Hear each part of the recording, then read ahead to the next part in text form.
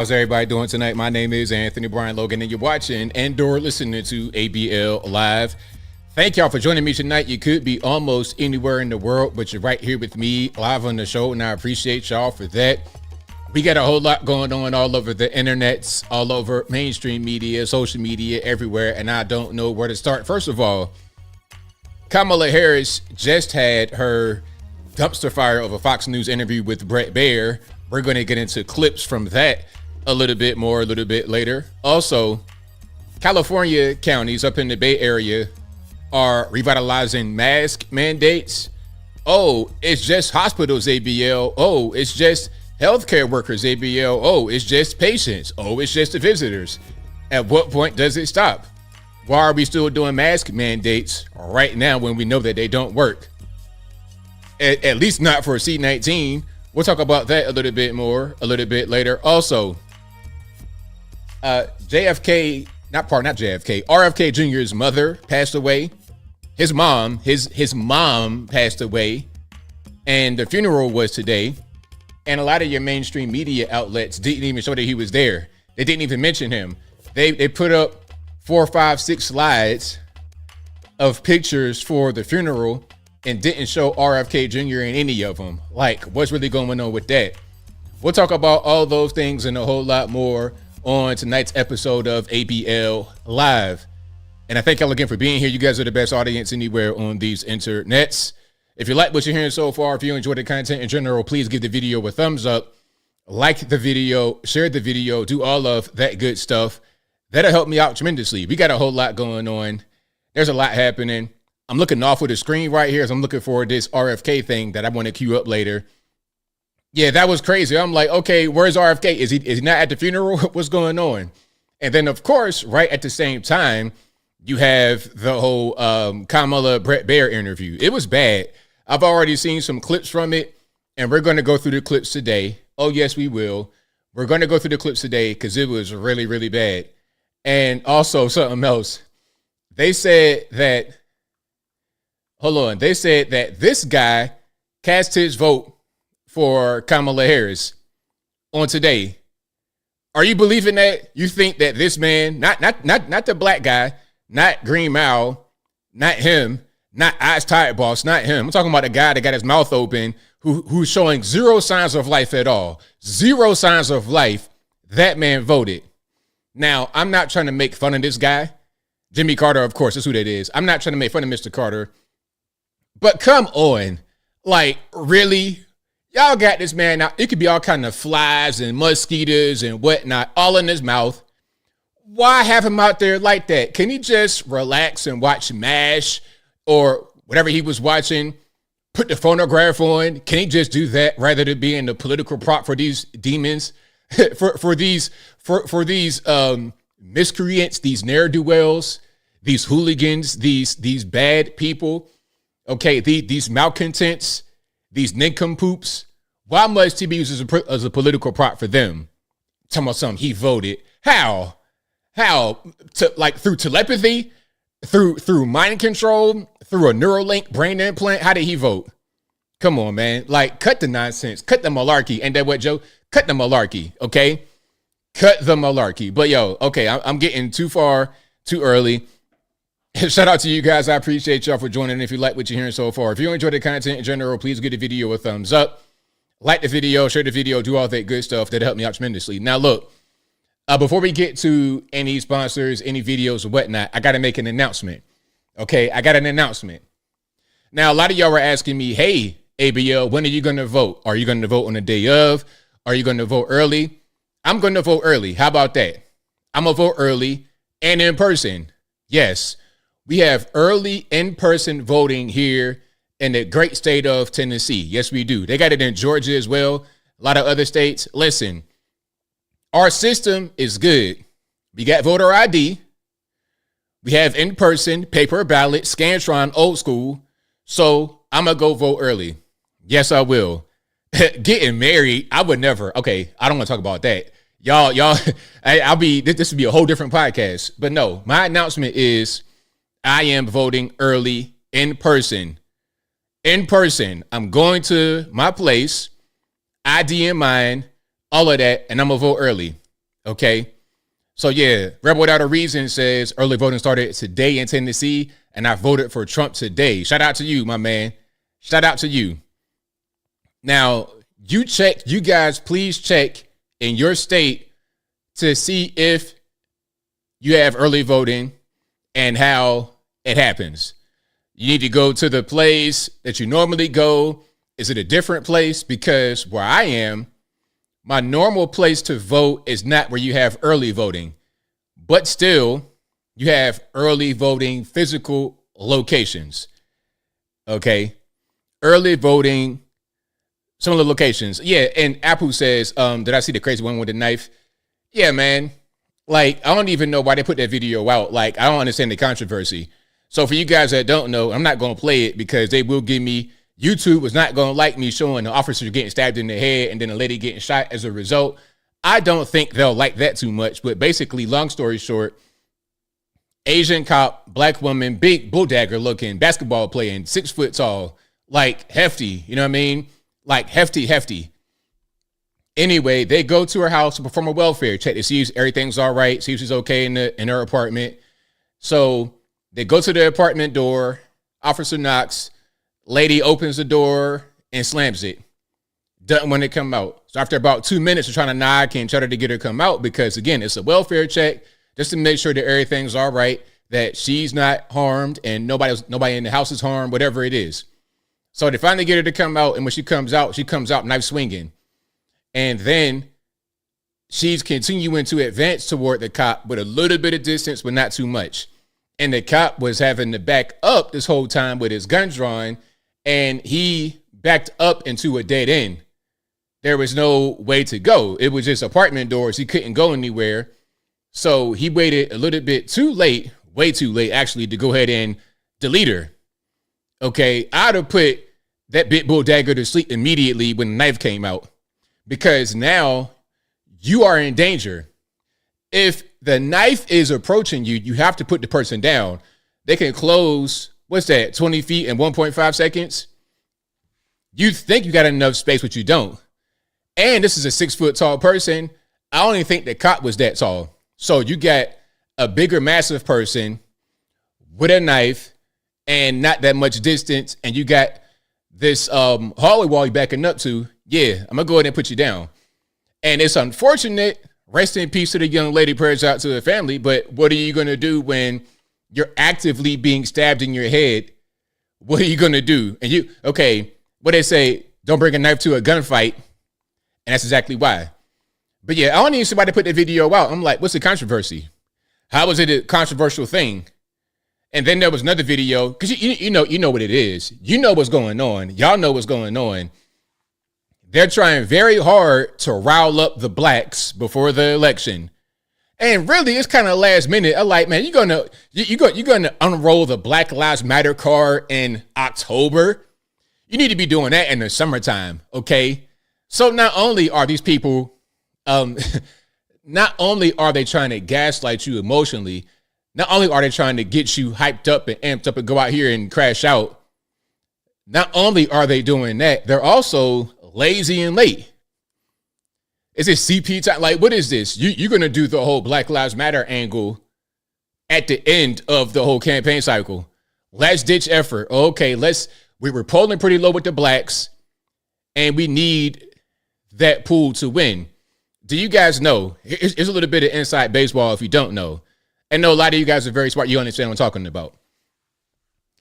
The black community, of course, when Obama was around, you're talking about 95%, 92% voting for him. And it stayed that way under his time. And then Biden comes in. He's an extension of Obama because he was vice president. So a lot of the blacks see him as the same as Barack Obama. So he got 92% of the vote. But Kamala does not have that connection. People don't like Kamala. She's not a black person. So there's no connection. With Joe, he's a white man, but he was with Obama. So he gets the green stamp. Obama, of course, black guy, charming, first of his kind, a phenomenon. Yes, we can hope and change. He's a whole different thing. Kamala, they think in their mind, because they're so racist, that you could just be a light-skinned, biracial, racially ambiguous person that could be considered black by some people, and that'll be enough. That's what they think. Obviously, it's not enough. Here's something else. Obama chastising black men who don't want to vote for Kamala because of things like, oh, she went to school with y'all and she grew up with y'all and got the same struggles, all this, that, and the third. He would say that about Candace Owens. And Candace Owens actually had a story of some struggle. Raised by a grandfather, parents had issues. They ain't talk, but they would never say those things about Candace that they said for Kamala. Kamala did not have the life that Candace had, yet Candace would not get the same kind of grace that Kamala is getting. If black men en masse did not want to vote for Candace Owens, if she was in Kamala's shoes, then your Barack Obama, Joyanne Reed, nobody, MS-13 DNC, CBS, CNN, nobody would try to defend her with the fervor they're trying to defend Kamala. They wouldn't do it. They would not do it. It is what it is. So yeah, shout out to Obama. Shout out to all these people. It's not going to work. The gaslighting, the shaming. We're done. We're toast. We're finished with that. But yo, before I go any further, shout out to the sponsors. Of course, you guys are always a sponsor for watching, retweeting, super chatting, whatever you're doing. Thank you for doing what you do. But also shout out to patriotpost.us, your best source of news and information anywhere on these interwebs. Their link will be in the description. Also go to patriotpost.us in the browser, tell them that ABL sent you. Also go to ablmerch.com. We get the hats, t-shirts, stickers, hoodies, mugs, and more right there on the website, ablmerch.com. Also go to anthonyblogan.com. That is ANTHONY, the letter B, LOGAN.com. Go to the front page of the website. You'll be able to find articles for each video that I produce. And in each article, you'll find sources from the left, from the right, from the politically agnostic, in the center, from local, national, international, whatever you want. I got it. As long as it's legal, it will be on the website, anthonyblogan.com. And of course, go to the contact page, anthonyblogan.com/contact us. There you'll be able to find my social media, my Facebook, Instagram, Twitter, never going to call it X, TikTok, of course. I am on TikTok with the youngins. I feel like I'm 1,000 years old on TikTok, but it's fine. I still got to be there regardless. Also, what else I got? Oh, my email address and my email address, of course, my UPS box. All of that will be on the contact page on the website, anthonyblogan.com/contact us. And as I always say, if you're ever wondering if you're conversing with me on the interwebs or not, just cross-reference method of communication. My email is very easy to remember, contact@anthonyblogan.com.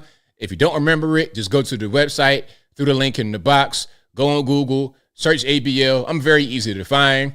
Please don't get scammed. Don't nobody got no time for that. We're into the holiday season. Halloween to be here tomorrow, basically. Then you're going to have Thanksgiving and Christmas all within like 3 days of each other. Of course, I'm not telling the truth. I'm exaggerating, but that's how it's going to feel. As soon as you collect the last piece of candy for your kids, you screen it or whatever, as soon as you do that, it'll be Thanksgiving. You're going to go straight from the Halloween candy to Thanksgiving turkey.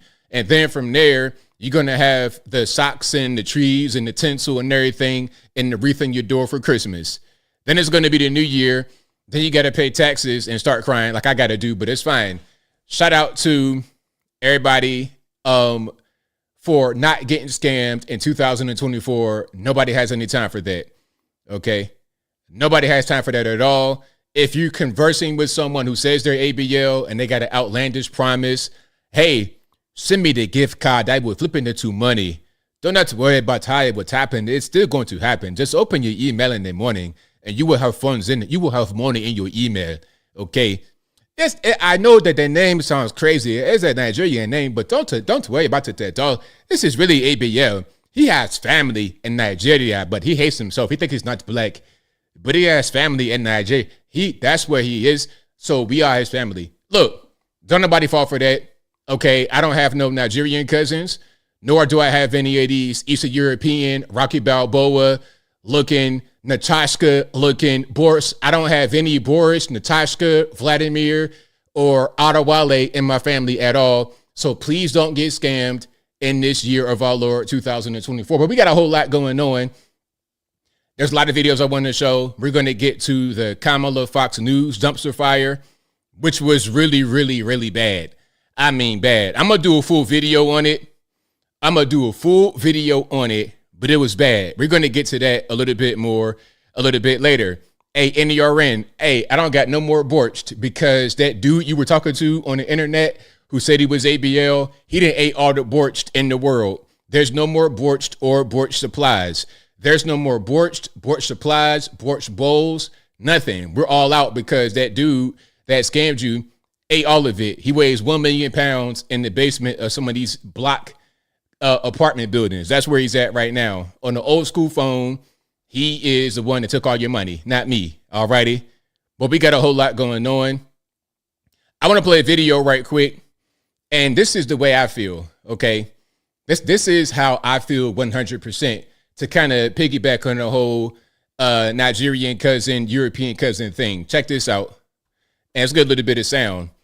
If you guys can't see the caption, I'm American, Kentucky, not African. So I'm sitting out here in my truck. RIP to the headphone user. Sorry for the loud noise. Start from the top. So I'm sitting out here in my truck, and I got to thinking, how in the world do people still call me African American? I ain't never been to Africa, and as far as I'm concerned, I ain't got no family in Africa. All my people's in Kentucky. I've been saying that for a long time. It's like, okay, we can acknowledge the ancestry. That's fine. Okay, but how long have we been here in America? I could trace both sides of my family all the way back to the boat and well into the 1800s. Like, we have pictures, photographs of our family from the 1800s on both sides, mom and dad. So Africa, like, what's that got to do with me? I've been in America since America was America. We've been in America so long that we were in Virginia before it became West Virginia. So, yeah, I mean, at this point, I'm an American. Again, we can acknowledge the ancestry, but I'm an American. And you know what? You know what the real test is? When I go overseas, right? Like, let's say I go to Nigeria. I'll visit the homeland, the motherland, right? And I start talking, oh, you Yankee brother. You're not, what did they say? Oyembo. Yeah, Oyembo. You're a Yankee brother. You're not one of us. You are not from here. That's what they're going to say, right? And it's fine because they're right. They're right about that. I'm not from here. I'm not one of y'all. Ancestry in common, perhaps, sure. West Africa, obviously, you can see my face. You can see what's going on. But I'm from here.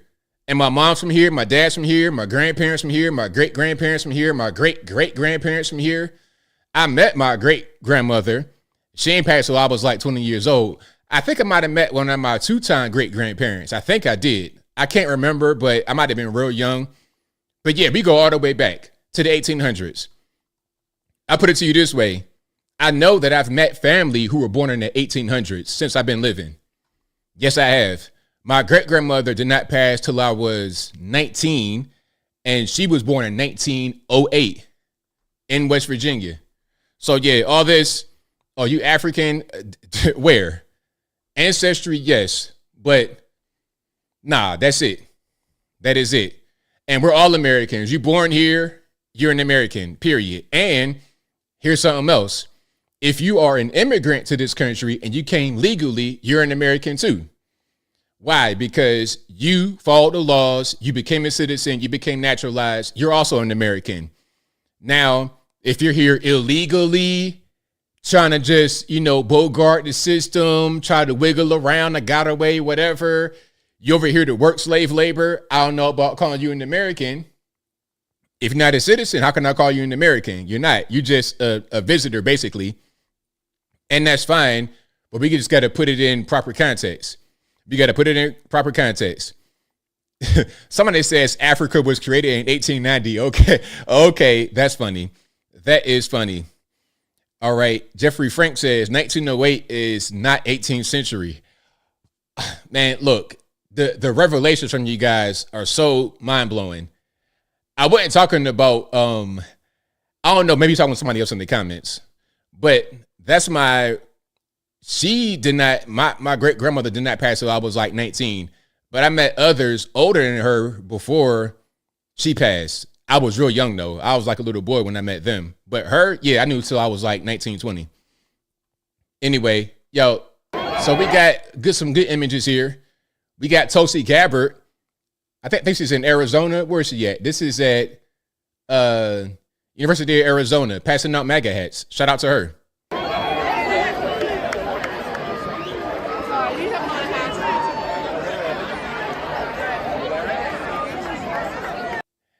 Hey, somebody said I can write the ABL biography. I gotta show you guys some pictures. I was at my grandma's house, and all my family's right there, and they're going through pictures, and they get a picture of my, I think, 2 times great grandfather. Right? They show the picture. Hold on, they show the picture. I'm like, yo, who that white man right there? My uncle start dying laughing. Who's that white man right there? That's your great grandfather. That's the Irishman looking straight like who did my great grandfather look like? This dude looked like he might be a little league referee or something like this. I can't even really describe the way he looked. Looking like a little bit like Tony Soprano, but not as fat. You know, the same type of bald head, white dude, kind of like that. Look just like that. Who's that white man? My uncle's dying. My grandma said, oh, he's not white, he's Italian. I like, grandma, what that mean? Nah, she said, he's not white, he's Irish. I'm like, what that mean, grandma? He's white. And it's okay. But see, that's the thing. A lot of African Americans have that in our background. We have that in our ancestry. We're a new people over here. We're not the same as those that we are derived from on the white side or the black side. We are our own new people over here. It is what it is. Now, speaking about, oh, you know what? You know what? I just thought about it. My 2 times great grandfather looked just like Joe Rogan. Hey, just like Joe Rogan. I swear, like the same big block, Lego head, bald head, little beard, just like Joe Rogan. Yes, that's what he looked like. Okay. I ain't know my great grandfather, my 2 times, my great great granddad was Joe Rogan. That's crazy. But anyway, speaking about Joe Rogan, so Trump will go on the Joe Rogan podcast. Remember, that was a whole big thing. He didn't want to go. I thought it was a little bit of beef there, like he didn't like Joe, but he will go on a Joe Rogan podcast, and they're going to break the entire internet when they do it. Joe Rogan has to have you on. Yeah. Yeah. Would you do that? Oh, sure I would. I think Joe, like, besides us, Joe's I think I'm doing it, actually. Yeah? Yeah. So you are going to do Joe Rogan? Yeah, I am. Joe Rogan's the best in the game for sure. And I think. Yeah. So, yeah, shout out to Trump going on the Joe Rogan podcast. He says that he would. You know, they said that he agreed. That's kind of up in the air. That's kind of like a forgivable loan that Kamala was promising the black men, right? Oh, it's forgivable. Maybe we'll forgive it, but maybe it's just going to be a regular loan with interest you got to pay back. And if you get a loan from the federales, you know what that means. If you get a loan from the federal government, they can garnish your wages to recuperate their money. They can take a tax return to get their money back. They can straight up go in your bank account and snatch money out. It's like a student loan. It's the same thing. A student loan cannot be discharged even in bankruptcy. Did you know that? Them federal monies, you're not going to be able to get out of it. Student loan and child support, that kind of debt can completely ruin you. You can't get out of it. Child support is worse than student loans because they can lock you up and they could do all of the above and lock you up. So for this forgivable loan that they want to offer to black men and others, it'd be a similar process to maybe student loans. And if you don't pay it, hey man, your tax return, yeah, let me get that. Let me go ahead and get that back for your little loan that we told you might be able to be forgiven, but we didn't forgive it. All right. Hey, back up. Somebody said Logan. Hey, you know what? That's funny because some of my family had changed their last name to make it a little bit different. I ain't gonna say what it was, but it's like a couple words is different, but it sounds the same.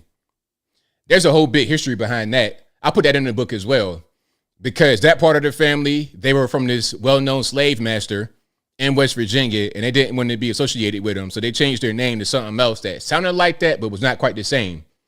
Okay. Oh yeah, I could show you if I show you a family tree, I'm gonna show you a rainbow. It's not what you think. All right, it ain't what you think. Now, this right here might be the best house in someone's neighborhood. RIP to the HOA lady.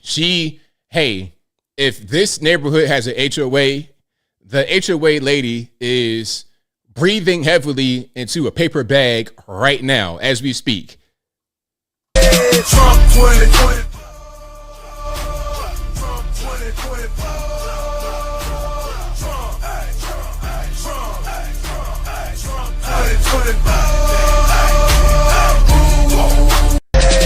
All right, so if you guys can't see the screen, we got a lot of signs. We got Trump 24. We got fight, fight, fight, Trump flags, Trump Vance. And then in the front yard, we got these skeletons, right? We got Tampon Tim with some tampons on his lap. It could be one right there on his chin. You got crazy Kamala. All right. Was that a Kamala Harris mask right there? That's funny. And then we have Cricket Hillary locked up behind like a little dog cage, a dog gate or whatever. And Sleepy Joe with the old man mask and what appears to be a diaper on a skeleton with a pillow on the ground sleeping. So yeah, shout out to them and RIP to the HOA lady, because I know, look, the paper bag she breathing in right now is full of carbon monoxide. She's about to pass out. Yeah, it's a whole big mess. All right. So yeah, shout out to my man out there with no HOA. Now, shout out to this guy for doing a good protest. If you can't see it, his sign says trans women are men. Now, that is a protest I can get behind. One man protest, ain't doing nothing crazy, just holding the sign. Trans women are men. Absolutely. Hey, shout out to him. I love it. I want to see more of these kinds of protests. All right, more protests that make sense. All right, now I'm gonna show you guys something. Speaking about trans women and stuff like this, I'm gonna show you guys something. This is one of Charlie Kirk's, one of Charlie Kirk's productions, maybe, out there on the college campus, and he's, doing the whole thing, changed my mind, whatever. And one person had a question I thought was pretty interesting.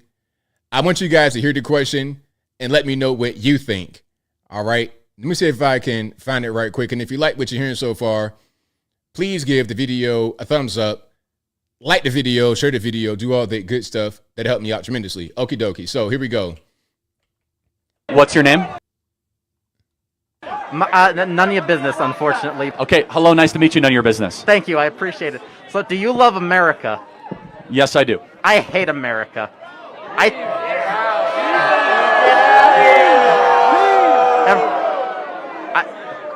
Every state in the USA should be an independent country. Pause. So let's just review what's happening here so far in this clip, shall we? So we have Charlie Kirk doing one of his tour stops. I think this says "You're being brainwashed." So his T-shirt says "Deport commies." Love the shirt, Charlie. And by the way, Charlie, I want to give Charlie his flowers right now. Charlie is just 30 years old, one of the smartest guys I've ever met in my life. Turning Point USA is a real movement, a real force. It's done a lot of good in this country for young people especially. So shout out to Charlie Kirk, giving you flowers right now. Hold on.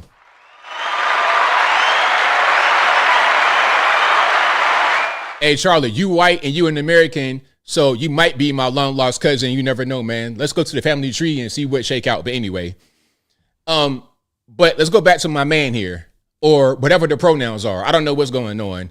I'm seeing some 1980s androgynous Rick James Prince type thing going on. I don't know what's happening. But I think by the voice and the bone structure, that's a man.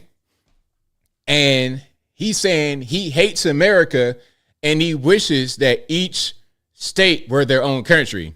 Now, I agree with half of that, obviously. I love America. This is the best country on planet Earth. Y'all know I'm Captain America.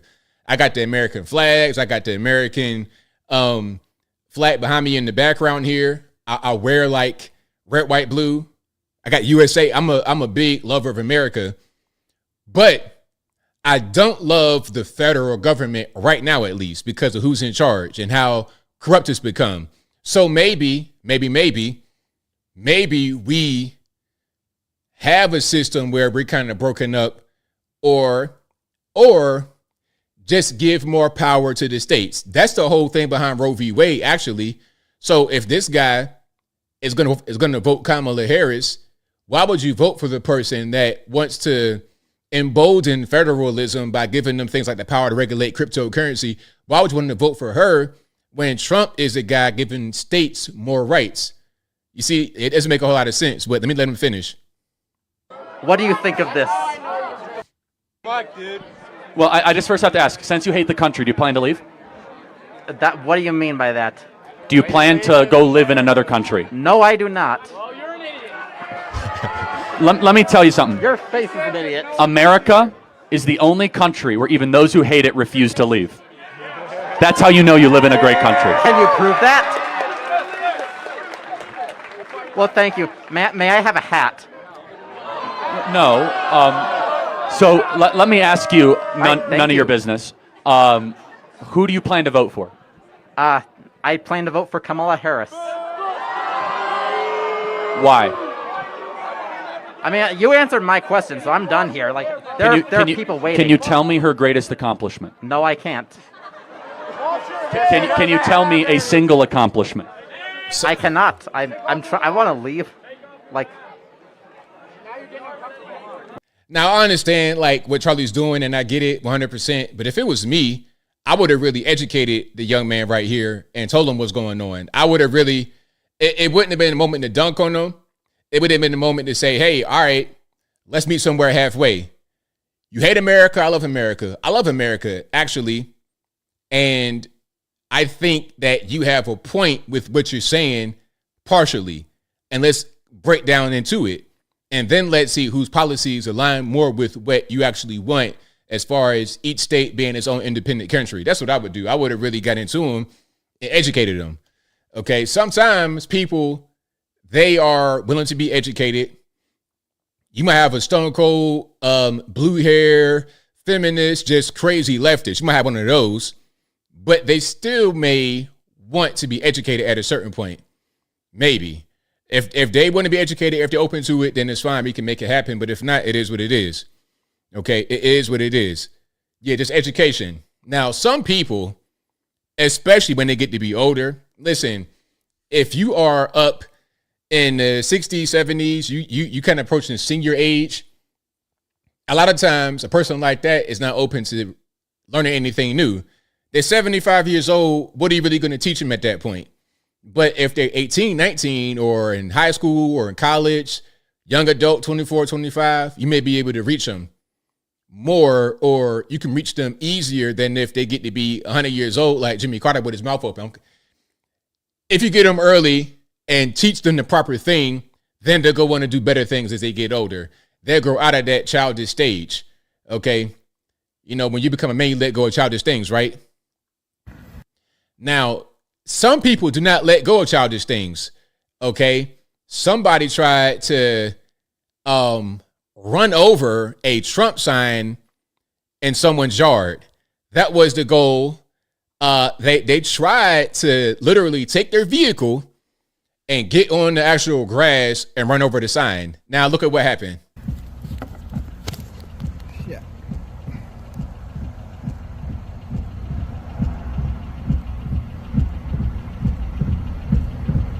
Now you all on the retaining wall. You got to call the police.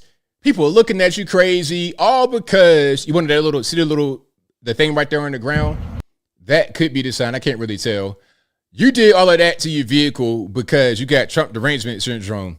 Talking about crashing out, this is literally crashing out over Trump. I don't care how much I dislike someone. I'm not going to crash out and risk my own property or my health or my freedom. I'm not going to do that. You know what I'm going to do? I'm not a Kamala fan. I don't like Kamala Harris. But if I see a Harris walk sign on the ground, I'm going to just keep on going about my business. Okay, the sign ain't doing nothing to me. The sign didn't try to stab me or delete me or nothing like that. Why would I crash out over the sign? That right there is nothing but Trump derangement syndrome. And in its most pure form. If I could bottle that and sell it, I'd be a multi-millionaire for sure.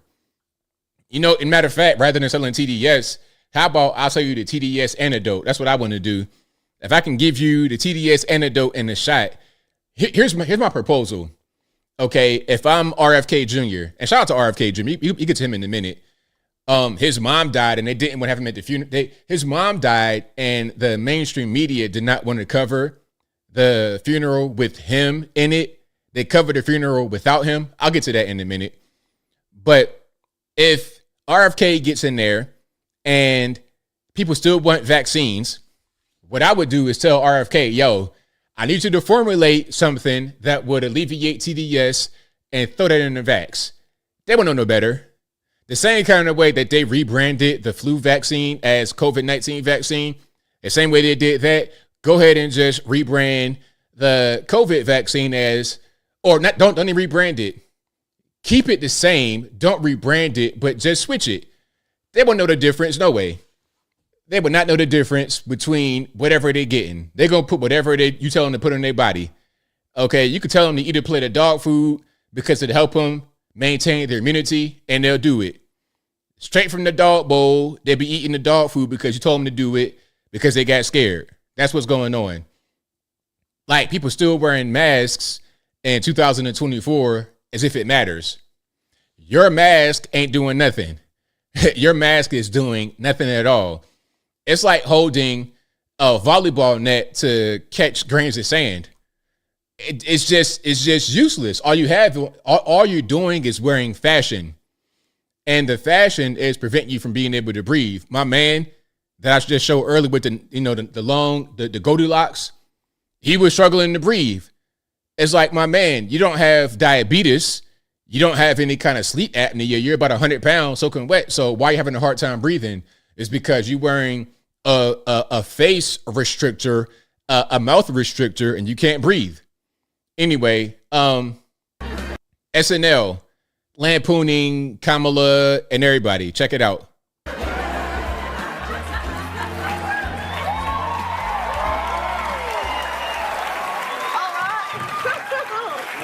Oh man, that felt good. And Donald doesn't think I'm black. Yeah, that's pretty much what you be doing the whole time, trying to like play around and do all these different things. Oh man, we got to get to that proposal for black men. We're going to legalize weed and you get to get crypto. It's like, for real. Hey, if you got a felony on your record, don't worry about that being a barrier to entry. But because Trump got convicted, quote unquote, of 1,000 felonies, he shouldn't become the president. Make that make sense. You see how they play games? They tell you, black man, if you got a felony, that shouldn't be a thing that matters when you're talking about getting a job, because we're not going to judge based on your felony record. It's okay. Go out there, be whatever you want to be. You could have been locked up for deleting 15-year-olds when you were 18 years old. You could have been locked up for selling fentanyl. You could have made a half a block overdose and die. But don't worry, your felony conviction will not be a barrier to entry in the job market. Meanwhile, Trump got convicted of this obscure crime by an overzealous and politically motivated prosecutor, so he shouldn't be the president because he got a felony on his record. Allegedly. It's dumb.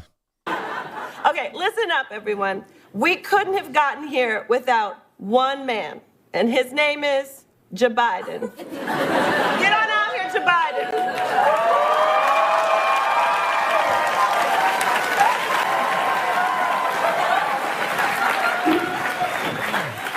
Folks, that's right. A lot of people forget I'm president, including me. But guess what? And by the way,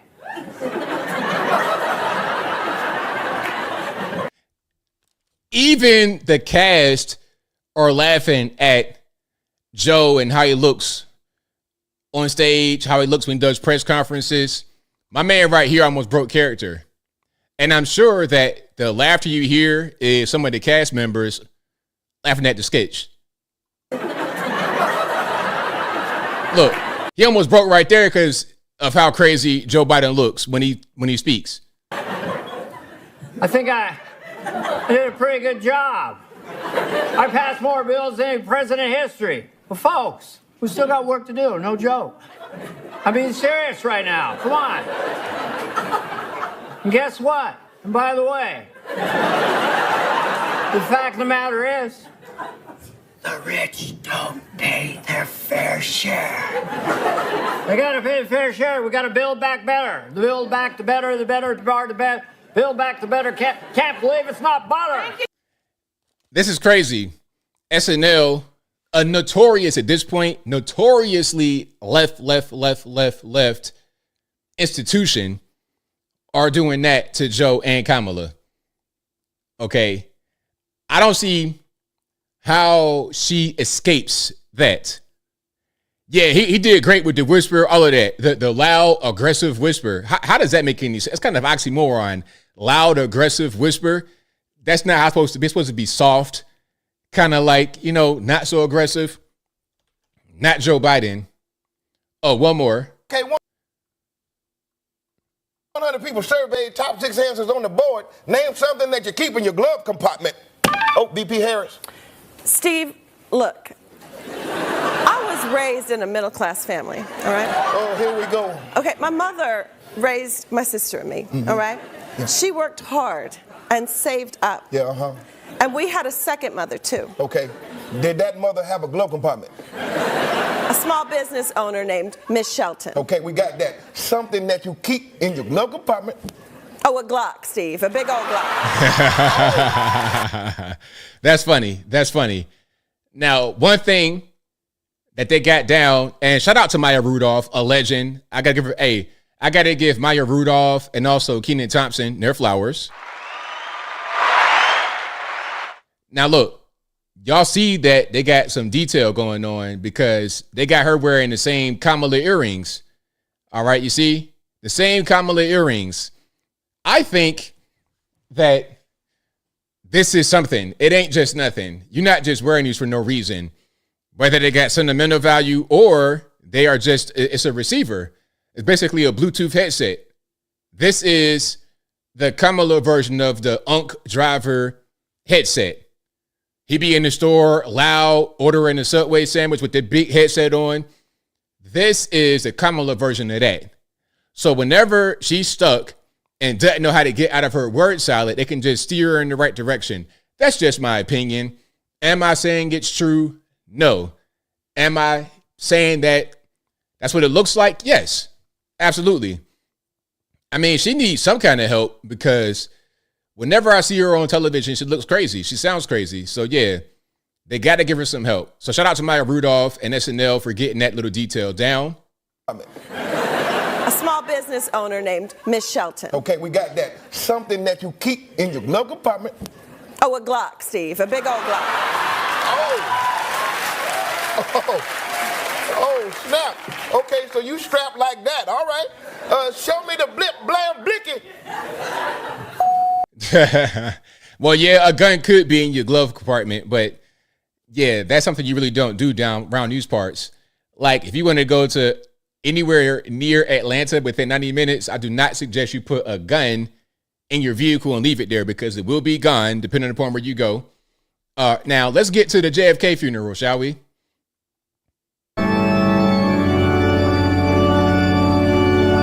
And RIP to the headphone users. Sorry for the loud noise. Let me go ahead and just start from the top here.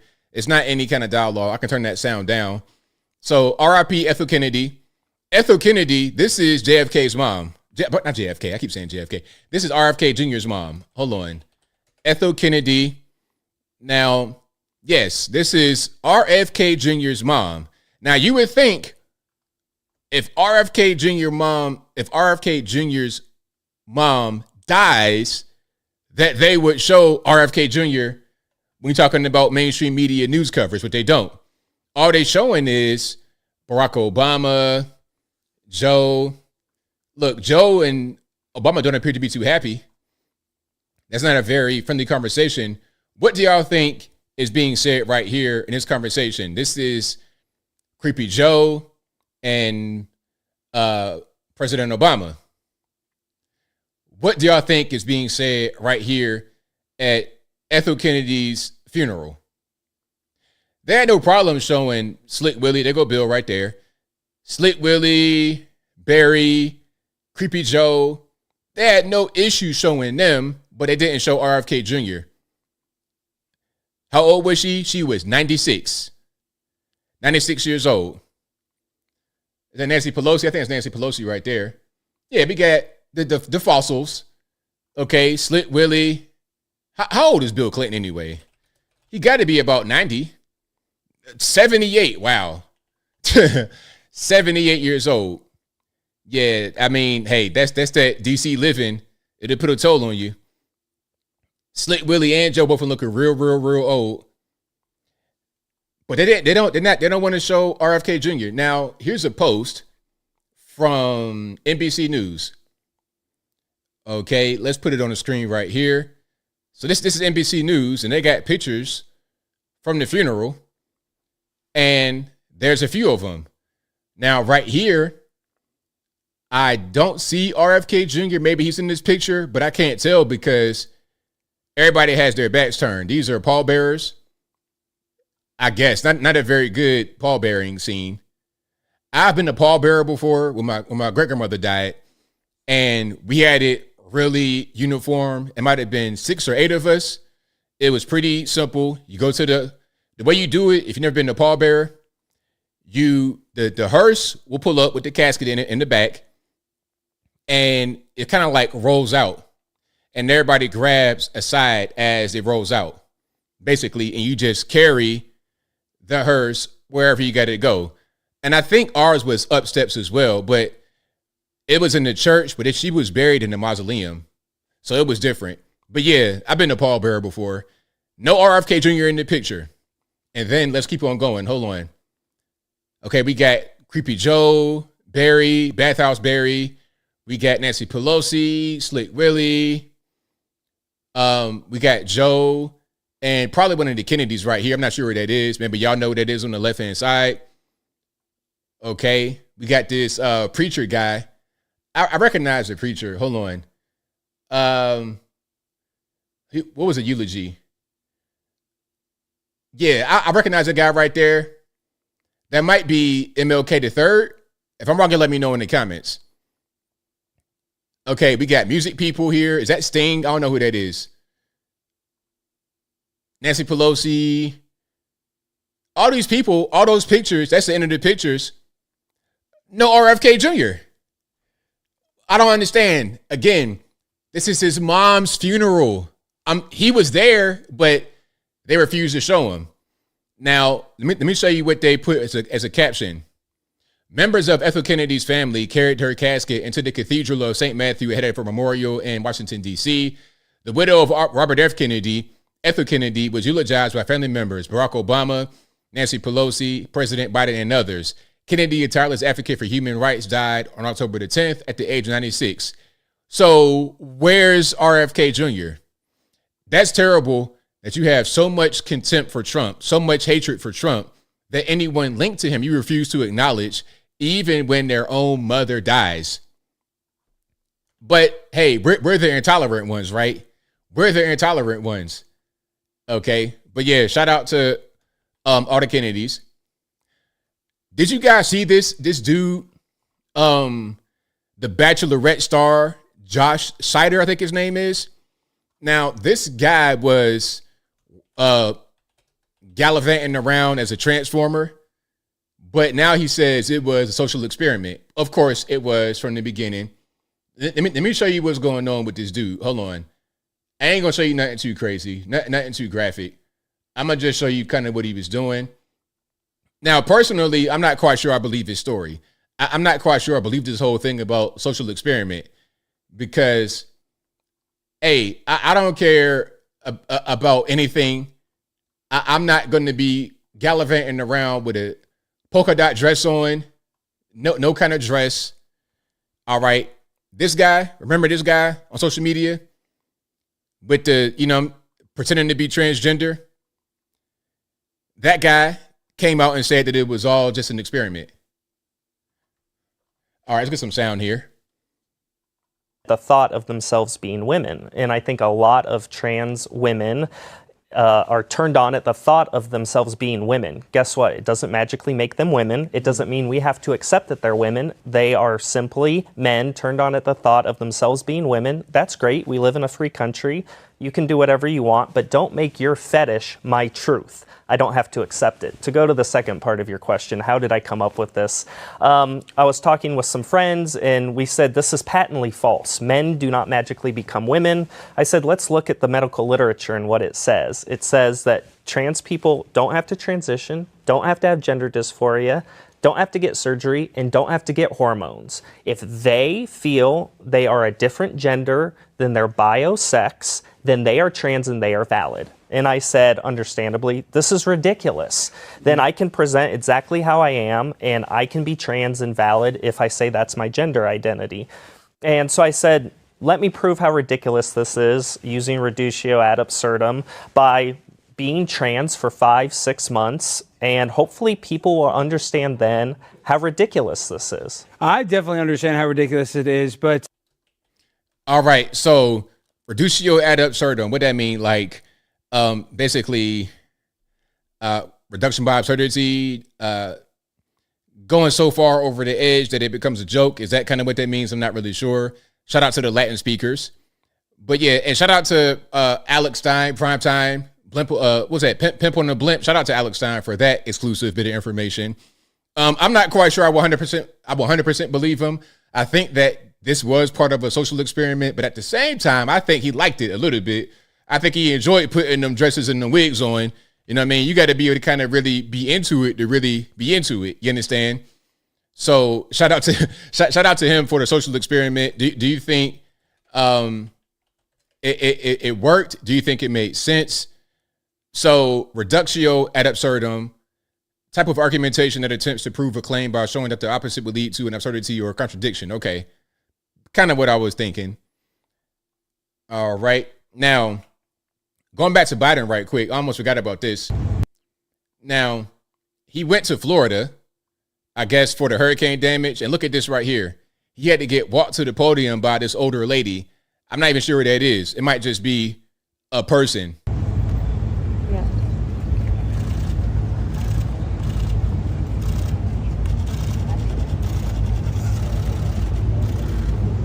Hello, folks. There's been a number of homeowners wiped out, and the Coast Guard and the fire department. It's a hell of a deal. Yeah.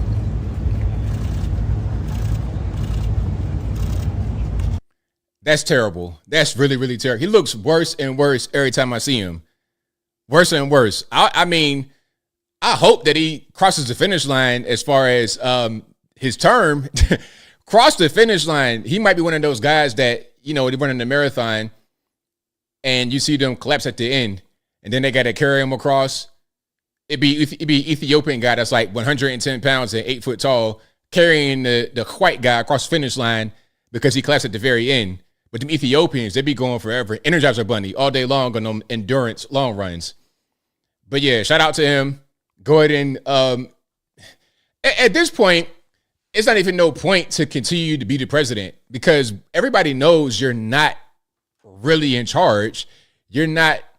How can you be in charge of the country if you're not in charge of your faculties? I don't understand. It doesn't make any sense. Now let's keep on rocking and rolling. Oh, I got a little bit of cringe for you. We got Doug Emhoff and what's your man's name? Doug Emhoff and Tim Waltz. All right, let's keep on rocking here. Same age, and it's about to be my dad's birthday. I won't say exactly which one. But would you say that 60 is the new 30?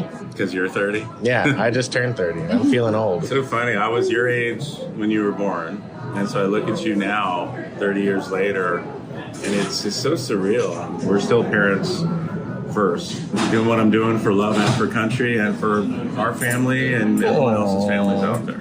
And he's looking good doing it, I might add. Yeah, I don't You're think you can make an argument for that, Dad. You No, won 60. I cannot. No. You know, look at this hair. I mean, yeah. Both have the same amount of hair. Exact same age. All right, so I guess they were their children, their kids, their adult children. I guess that's what's going on. So yeah, shout out to Tampon Tim and the pugilist, the prize winning prize fighter, Doug Emhoff, like to beat up on women, a whole Ike Turner, a whole Chris Brown. Shout out to Rihanna. All right, that's allegedly Doug Emhoff. And it's funny how when there's allegations against someone who the left doesn't like, who the mainstream people don't like, then it's guns a-blazing when it comes to reporting it, when it comes to trying to make that allegation be a fact. But when it comes to Doug Emhoff going full Ike Turner on his girlfriend, slaps her around, 360 spin, Beetlejuice style, when that happens and nobody says a word about it, it's fine. Okay, impregnating the nanny while he was married and paid her off to have an abortion allegedly, no big deal. No big deal. All right, so yeah, if you want those guys to be the first gentleman or second gentleman, however they want to call it, if you want those guys to be the first ladies, basically, if you want these guys to be the Melania, then go ahead. If you want these guys to be the Jill Biden, then go ahead. I'm not quite sure who's better between Jill Biden, Doug Emhoff, and Tampon Tim. I'm not really sure who's better. I think they're all kind of in the same box.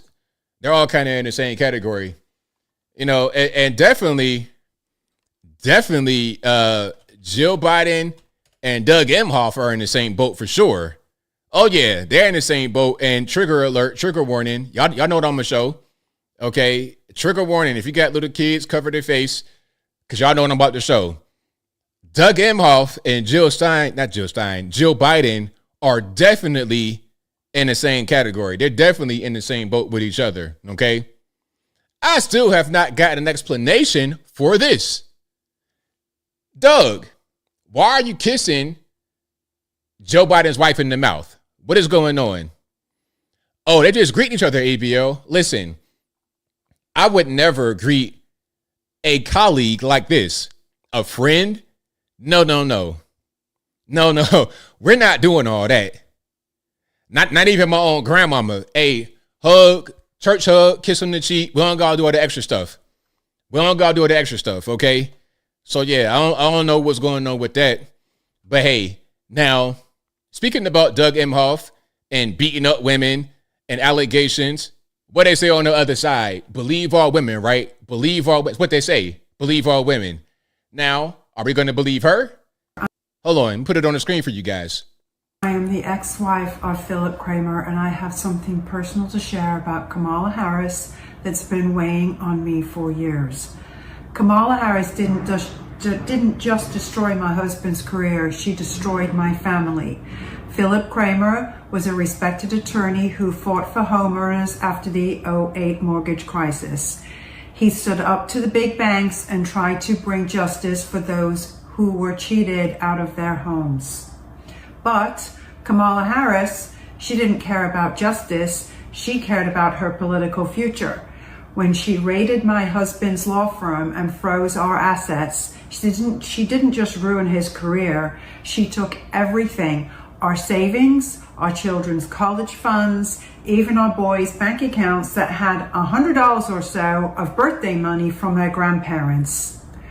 She left us with nothing, no way to fight back, no way to recover. If it weren't for the financial help of family and friends, I really would be homeless right now.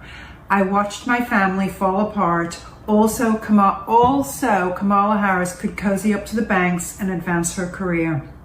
The very theories that Philip developed to hold banks accountable, she used them to cut a deal and let them off with a slap on the wrist. While my family was left in ruin, she claimed victory. I'm drowning in debt. There's no way I can ever recover from this. My children and I paid the price for her ambition. We were collateral damage, and I'm speaking out now because the truth needs to be heard.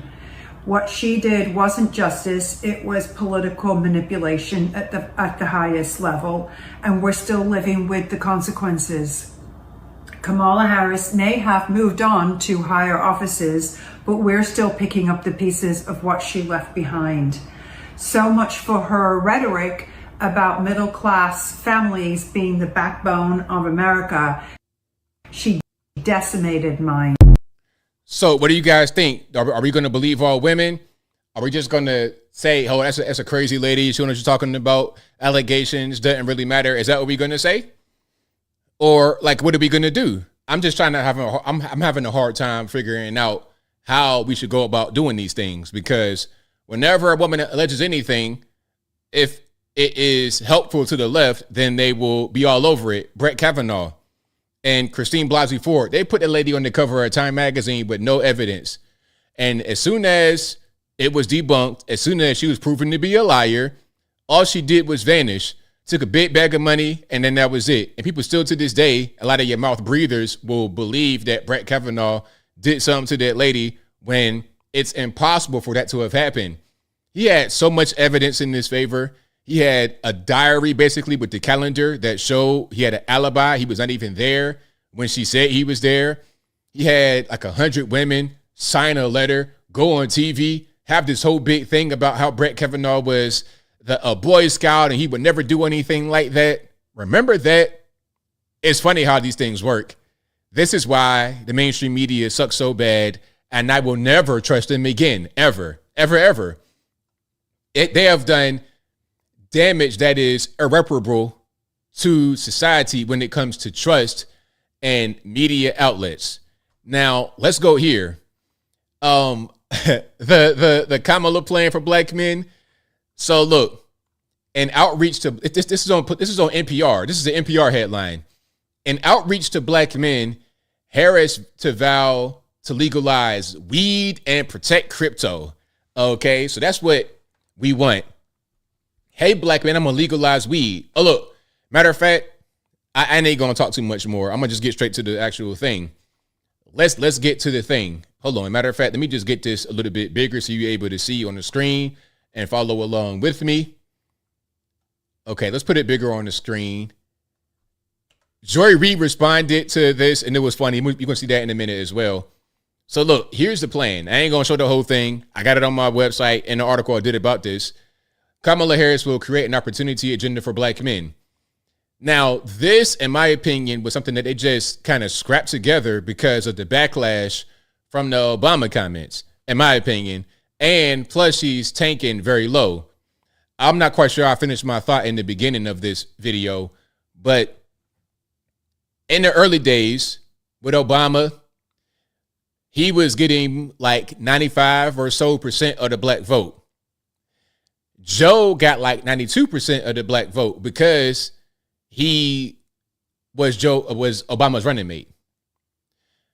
But Kamala is getting like 78% of the black vote according to the polls.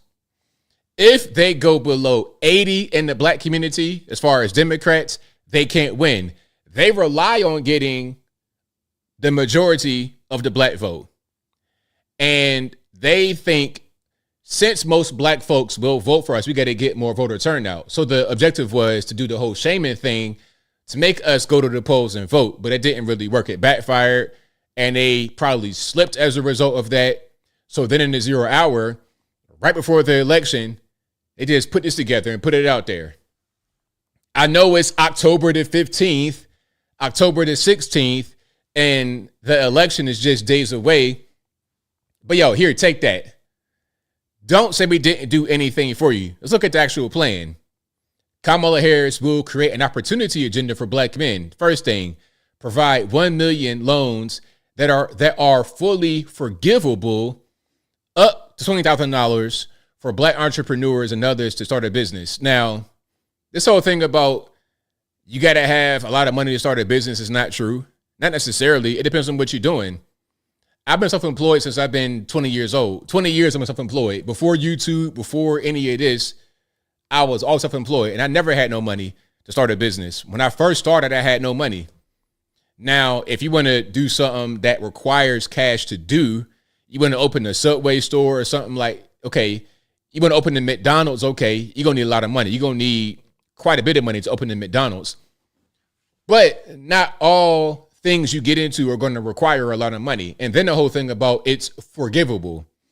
Maybe they'll forgive it the same way that they may forgive your student loans. It's the same thing. And not you guys, but some are going to get the loan expecting to not have to pay it back. But then they do got to pay it back. And then they're asking, hey, why am I paying? I thought you could just forgive the loan. We said forgivable. Maybe it's forgivable, but maybe it's not. Anyway, support education training and mentorship programs that lead to good paying jobs for Black men, including pathways to become teachers. Now, what does that really mean, though? Support education training and mentorship. How do you support it? What will you actually do to support it? What's the plan to actually make that whole thing happen? Okay, I don't really understand. And then how will the federal government interfere with mentorship program? That's like a regular thing. That's called raising children. Anyway, protect cryptocurrency investments so Black men who make them know their money is safe. Now, going back to the loan, it says forgivable. Maybe we'll forgive it. Maybe we won't. For Black entrepreneurs and others. What does that mean? It's not just for Black men. It ain't just for Black folks. It's for Americans. And since you are an American, you can benefit too. That's what it is. So when they say it's for Black men, is it? Or are you just trying to point out things that you're promising that you think will help Black men more than others? Anyway, so the whole crypto thing is something that's not going to be for Black men specifically. It's not going to be, okay, are you Black? Is your grandmama white or something like this? Okay, you don't qualify. No. They're going to make cryptocurrency regulated federally for all Americans. Now, a lot of guys that I know are kind of torn on the issue. They're saying, well, I don't really want crypto to be regulated by the feds. They're going to get in the way and they're going to make things the way we don't want it. And some say that they do need regulation. I am always for deregulation. Always. That's probably going to be the best way forward. The government sucks so badly. These guys, they can't do anything right. They're really, really bad right now. So I don't trust them to regulate cryptocurrency. What do y'all think? Let me know. And then here's something else. Launch a national health initiative focused on the illnesses that disproportionately impact Black men, like sickle cell, diabetes, or whatever. Now, again, what does this really mean? An initiative? What are we going to do? You know what we could do as Black men to not have all these issues? Sickle cell, that's a genetic trait you have that you're born with. You can't do anything for that. I don't know what you're going to do about a genetic abnormality. I mean, it is what it is. It's like being born 8 foot tall. But you're going to get a height reduction? I don't know. But anyway. So I don't know what you're going to do with that. But the main thing you could do as far as the health problems that we have, high blood pressure, diabetes, obesity, stop eating so much. Put the fork down. Back away from the table. Stop getting high, drinking, all these crazy drugs in your system. The Puff Daddy, pink ecstasy. If you stop doing stuff like that, you might be a little bit more healthy. How about drinking the bottle of water every now and again? How about that? That right there could cut a lot of government waste and expenses. Yeah, it's diet, NERN. It's diet. Legalize recreational weeds and create opportunities for Black Americans to succeed in a new industry. That is so dumb, though, man. Like, they always say that. They say, we're going to legalize weed and then we're going to give Black men jobs. Because here's the thing. Although legalizing weed would be a federal law and it wouldn't just impact Black men, they're saying that they're trying to target Black men specifically in this because that's what they think we do. We think we just sell drugs and that's our chief way of making money. So if they legalize weed, then how we make money legally, how we make money illegally will become legal. That's what they think.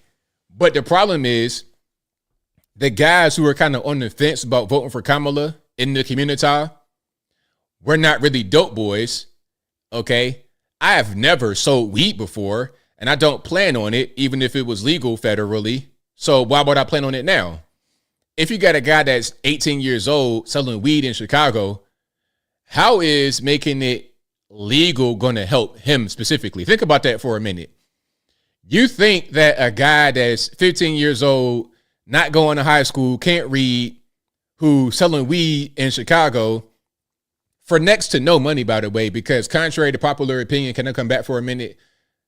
Dope boy, Devin, dope, D-O-P-E, a drug seller. That's what we call it, dope boys. But do you think they make any kind of money, really? We see stuff like Snowfall and whatnot, these TV shows where you got the drug, making a bunch of money and they got girls, but really, a lot of these guys don't make no money. They make just enough to be able to eat, maybe. They don't have a lot of money at all. They're making below minimum wage when it's all said and done. And you got a high risk factor. You can get shot, deleted, locked up. They're not making a lot of money. And the only reason to make any money is because of the illegal trade. If it becomes legal on a federal level, what's going to happen is big tobacco will swoop in and be the weed man. That's what'll happen. Because think about it. Okay, at what point alcohol was illegal and you had these speakeasies and whatnot that would sell you alcohol, right?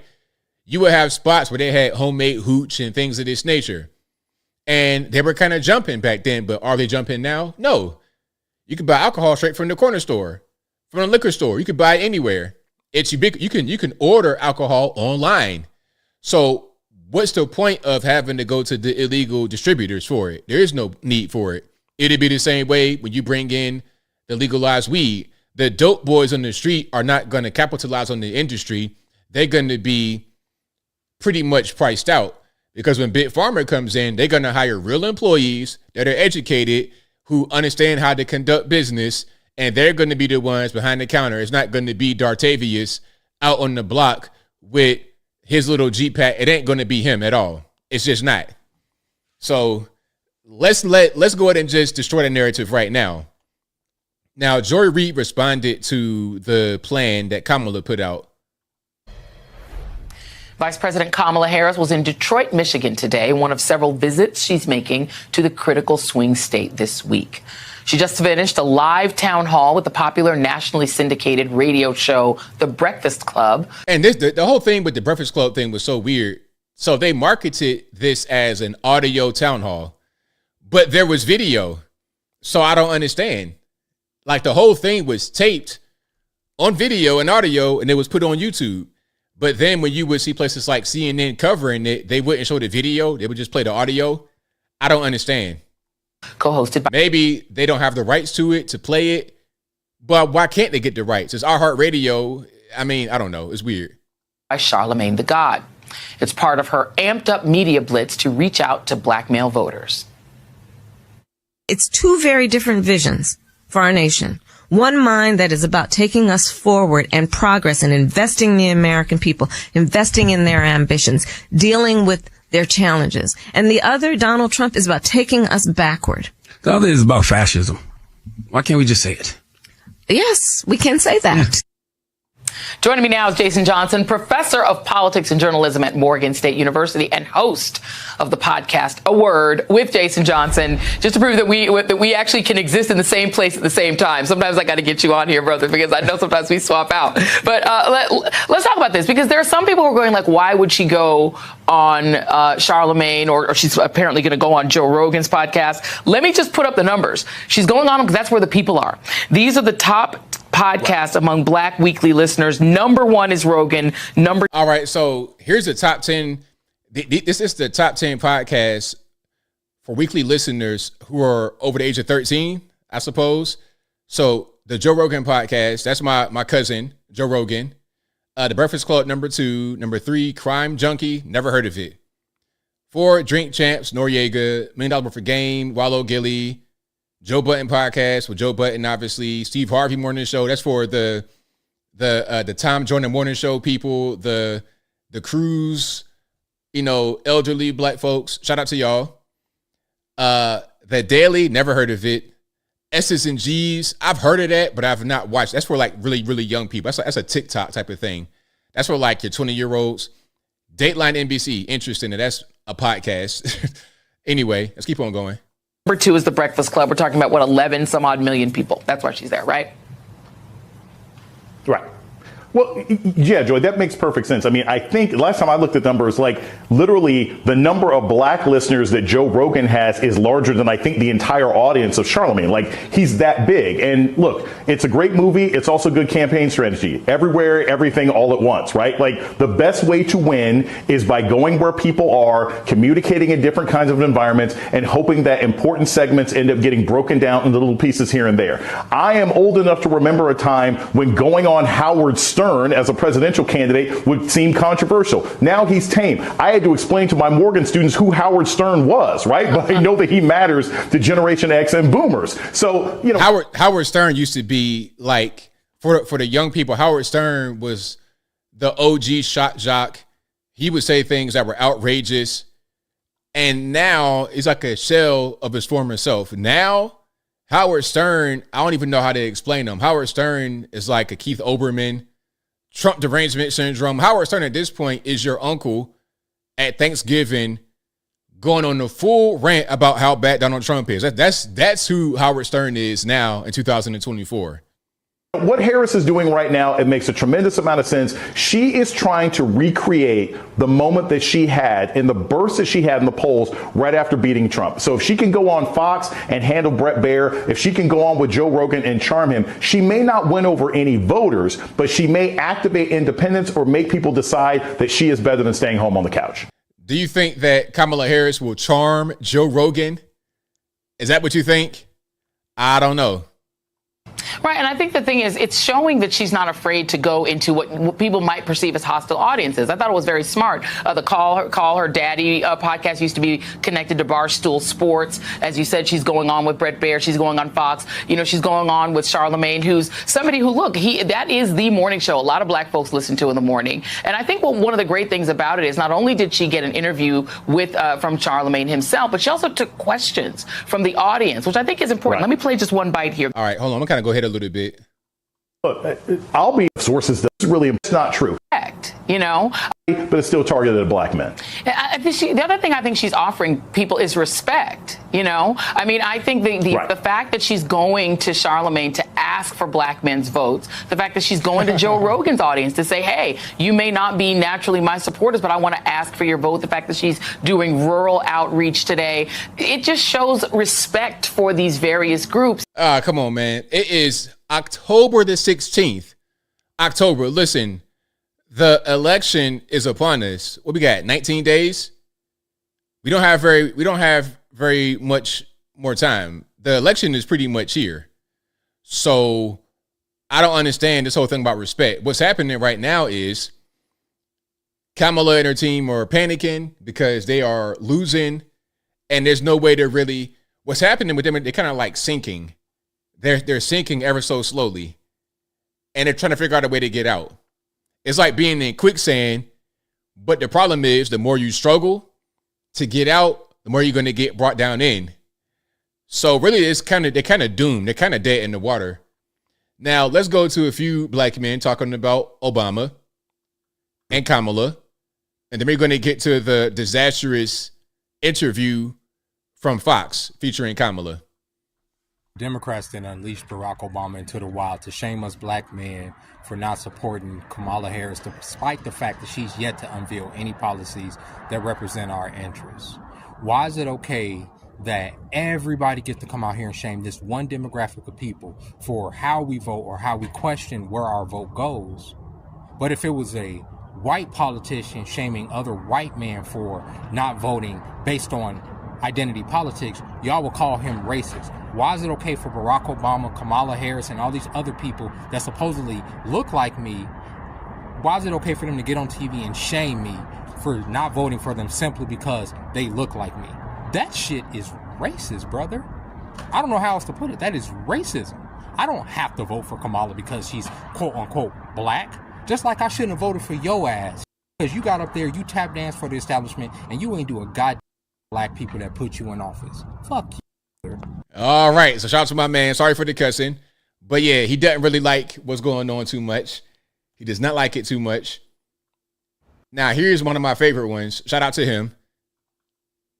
Kamala chose a white husband. Why can't black men choose a white president? Kamala chose a white husband. Why can't black men choose a white president? Why not? Because wasn't that the whole thing? This shaming black men, trying to use race, all this and that. Well, her husband is a white man. He white. So if she chose a white man, why can't I choose a white man to be the president? Why not?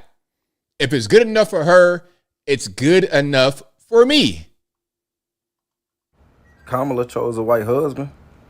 Why can't black men choose a white president? There you go. There you go. Fantastic. Fantastic. Said it perfect. So shout out to him. Shout out to him. All right. We got a whole lot to get into. I'm going to try to go ahead a little bit because we got to get to the interview. All right. I'm going to show you guys a little bit from this church that she went to. So she went to North Carolina's, I ain't going to try to pronounce that, man. Kilauea, Kakarot. I don't know what's going on. But anyway, you're going to see the name of it. It's a church. And the female pastor, red flag, calls Kamala a phenomenal servant of God. There are things on all sides that we don't all agree with. You know this means, say, man, don't embarrass me in front of company. Okay, so here's the thing. But what I've asked you to do over the years is to listen to the issues, then try to get a sense of the direction that the person would take our country in. Then look at their service history. Pray and ask the Lord, right? So I can't even say today how excited I am. I always remind you now, because it's a worship encounter. The name we holler out in church is G. Okay. Oh, y'all must, my God, go ahead and pray, y'all. But I know that there's still a joy down in your spirit that will help me honor this phenomenal servant of God. I believe a tremendous leader. Please stand on your feet and go crazy with me as we welcome the sitting Vice President of the United States of America. Help me celebrate Kamala Harris.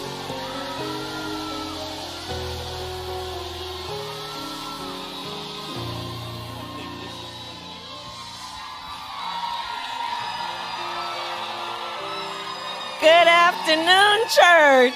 Good afternoon. Okay, we got one of Kamala talking at the church. Briefly, we ain't gonna do too much. Now, I don't speak Kamalaese. She got her own little language. It's like she speak Elvish. I don't know what this language is. Okay, she speak Elvish. What's the other language? Klingon, Elvish. I don't know what this language is, but if you can understand it, if you're able to translate it, let me know what she said in the comments, okay? Check it out. It's easy in these moments of crisis to question our faith, to sometimes lose our faith for a moment, because what we see is so hard to see that we lose faith or a vision of those things we cannot see but must know. What? There go that. Hey, man, that's that advanced level Elvish. I don't know that. I know a couple words, you know what I mean? But a couple grunts I might understand. But that right there, I don't know what's going on. Can we run it back and try to decipher it, perhaps? It's easy in these moments of crisis to question our faith, to sometimes lose our faith for a moment, because what we see is so hard to see that we lose faith or a vision of those things we cannot see but must know. What in the world was that? Now, listen, I don't know about y'all, but again, I don't want to see that in the Oval Office. Really, for real, I don't want to see her campaign, but I got to cover it. But I don't want to see her campaign. I'm not trying to see this kind of dumpster fire stuff anymore. All right. Now, sometimes, okay, I'm kind of not telling the whole truth. Hold on.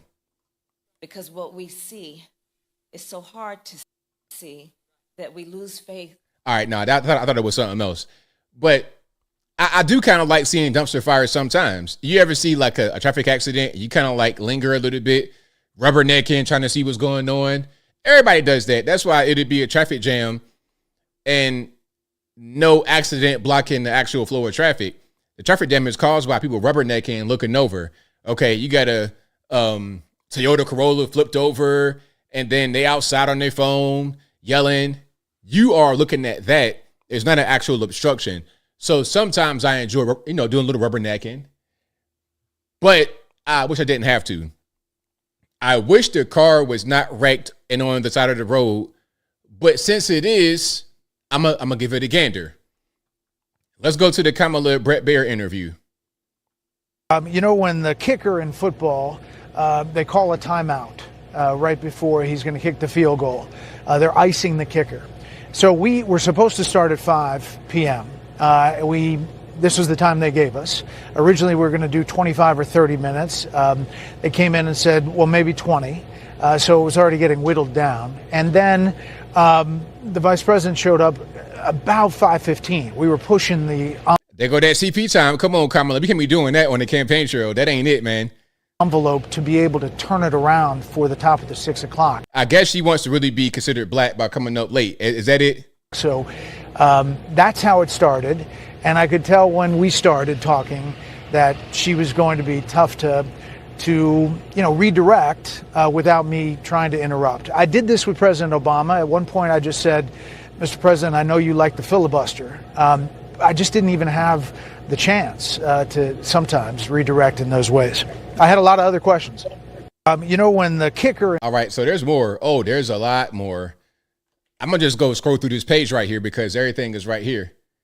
Let me go ahead and get to the next one. There's quite a few reactions and whatnot here.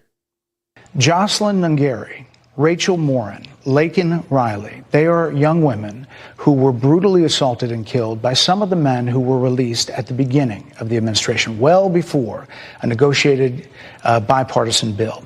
Former President Clinton actually referred to Laken Riley Sunday campaigning for you in Georgia, saying if those men had been properly vetted, Laken Riley probably would not have been killed. So if it wouldn't have happened, this is well before any negotiation. This is well before Donald Trump got involved in the politics. Because, okay, let's just pause. Laken Riley, of course, unfortunately was killed by an illegal alien on UGA's campus, Athens, Georgia. May she rest in peace.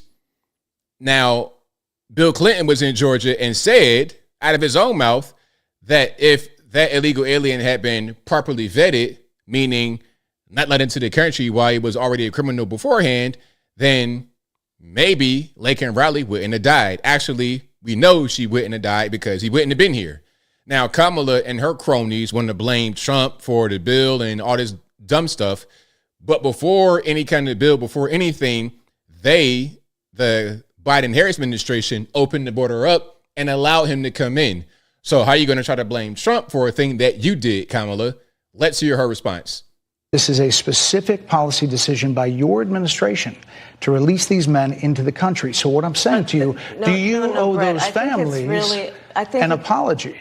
Let me just say, first of all, those are tragic cases. There's no question about that. There is no question about that. And I can't imagine the pain that the families of those victims have experienced for a loss that should not have occurred. So that is true. It is also true that if a border security had actually been passed 9 months ago, it would be 9 months that we would have had more border agents at the border, more support for the folks who are working around the clock trying to hold it all together. Madam Vice President. To ensure that no future harm would occur. And this election in 20 days will determine whether we have a president of the United States who actually cares more about fixing a problem, even if it is not to their political advantage in an election, because there was a solution, Bret. Madam Vice President, it was a policy decision in the early part of your administration. I will. Exactly. True. Now, I do see the pearl earrings, of course. The earring you see right there is always there. It's ever present. Different outfits, different jewelry aside from the earring. That at least one earring is always there. Always. And again, she wants to divert from the question, which was, hey, your decision early in the administration is what caused this to happen. The guy you're speaking of, or the guy we're speaking of that killed Laken Riley, came in under the Biden-Harris administration before any kind of bill was even the question. And the bill, listen, all they did was break the border and then hold it hostage with the bill with all kind of pork and other stuff in it. All right. There was no need for a bill before they came in. Look, and I hate that they reversed all of what Trump did to keep the border secure. Then they say it's Trump's fault for the border not being secure. Make that make sense. Make it make sense. Let's keep on going here. A number of experts thought you would say China. The FBI director had said that. But you said Iran. If that's the case, what do you say to critics who look at the actions of your administration and say you're not acting like Iran is the number one threat?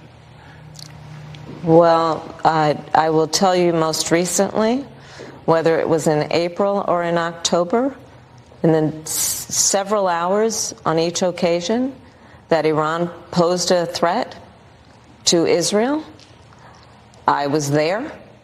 Most recently in the Situation Room, in the most recent attack, working with the heads of our military and doing what America must always do to defend and to support Israel in its requirement to defend itself, and to give American support to be able to allow Israel to have the resources to defend itself against attack, including from Iran and Iran's terrorist proxies in the region. Right. And that but those is proxies. And What is she saying here?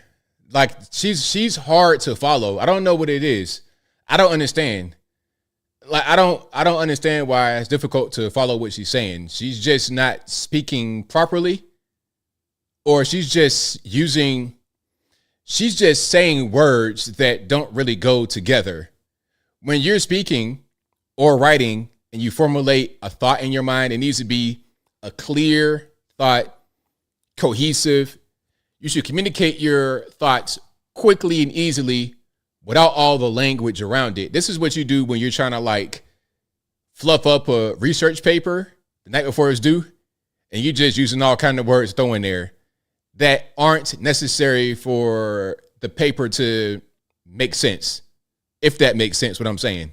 And my commitment to that is unyielding and unwavering. See, critics just say that you either relaxed or failed to enforce sanctions on Iran, allowing all of this money to flow into Iran, like billions. Let's go back to Donald Trump, who pulled out of a deal that would have actually put Iran in check. The estimates and then in billions. It was during Donald Trump's that administration that Iran regime that we had an American military base that was attacked, where American soldiers suffered traumatic brain injuries, and Donald Trump dismissed them as headaches, not to mention how Donald Trump has treated and talked about America's military and military service people, calling them suckers and losers, Hamas, has diminished the significance. We're talking over each other. I apologize. I would like that we would have a conversation that is grounded in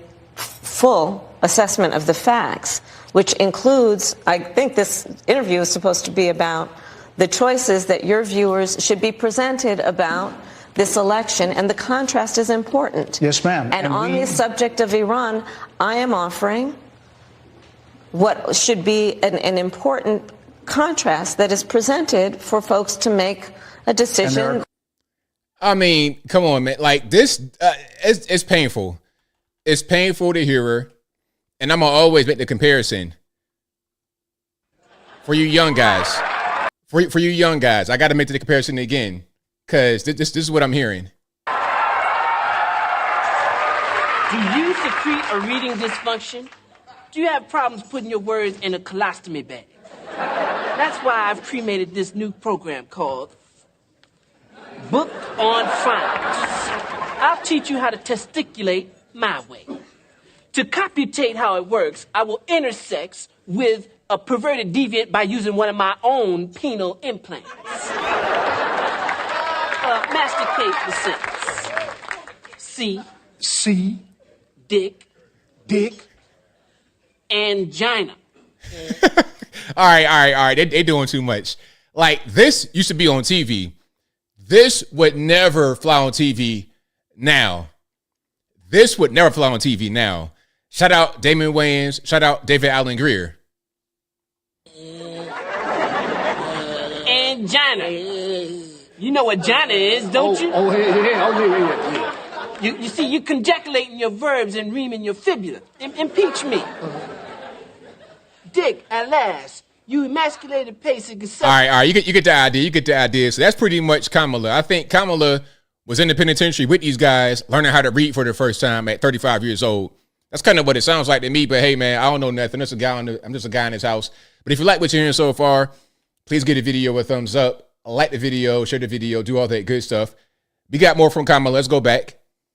Madam Vice President, And they're giving me a hard rap Well, here. I thank you for the time. I thank you for the time. It's good to meet you. Thank you very much. So this right here, we got more, but this was at the end. Well, we have more. We're not going to just show the end right here. We got more.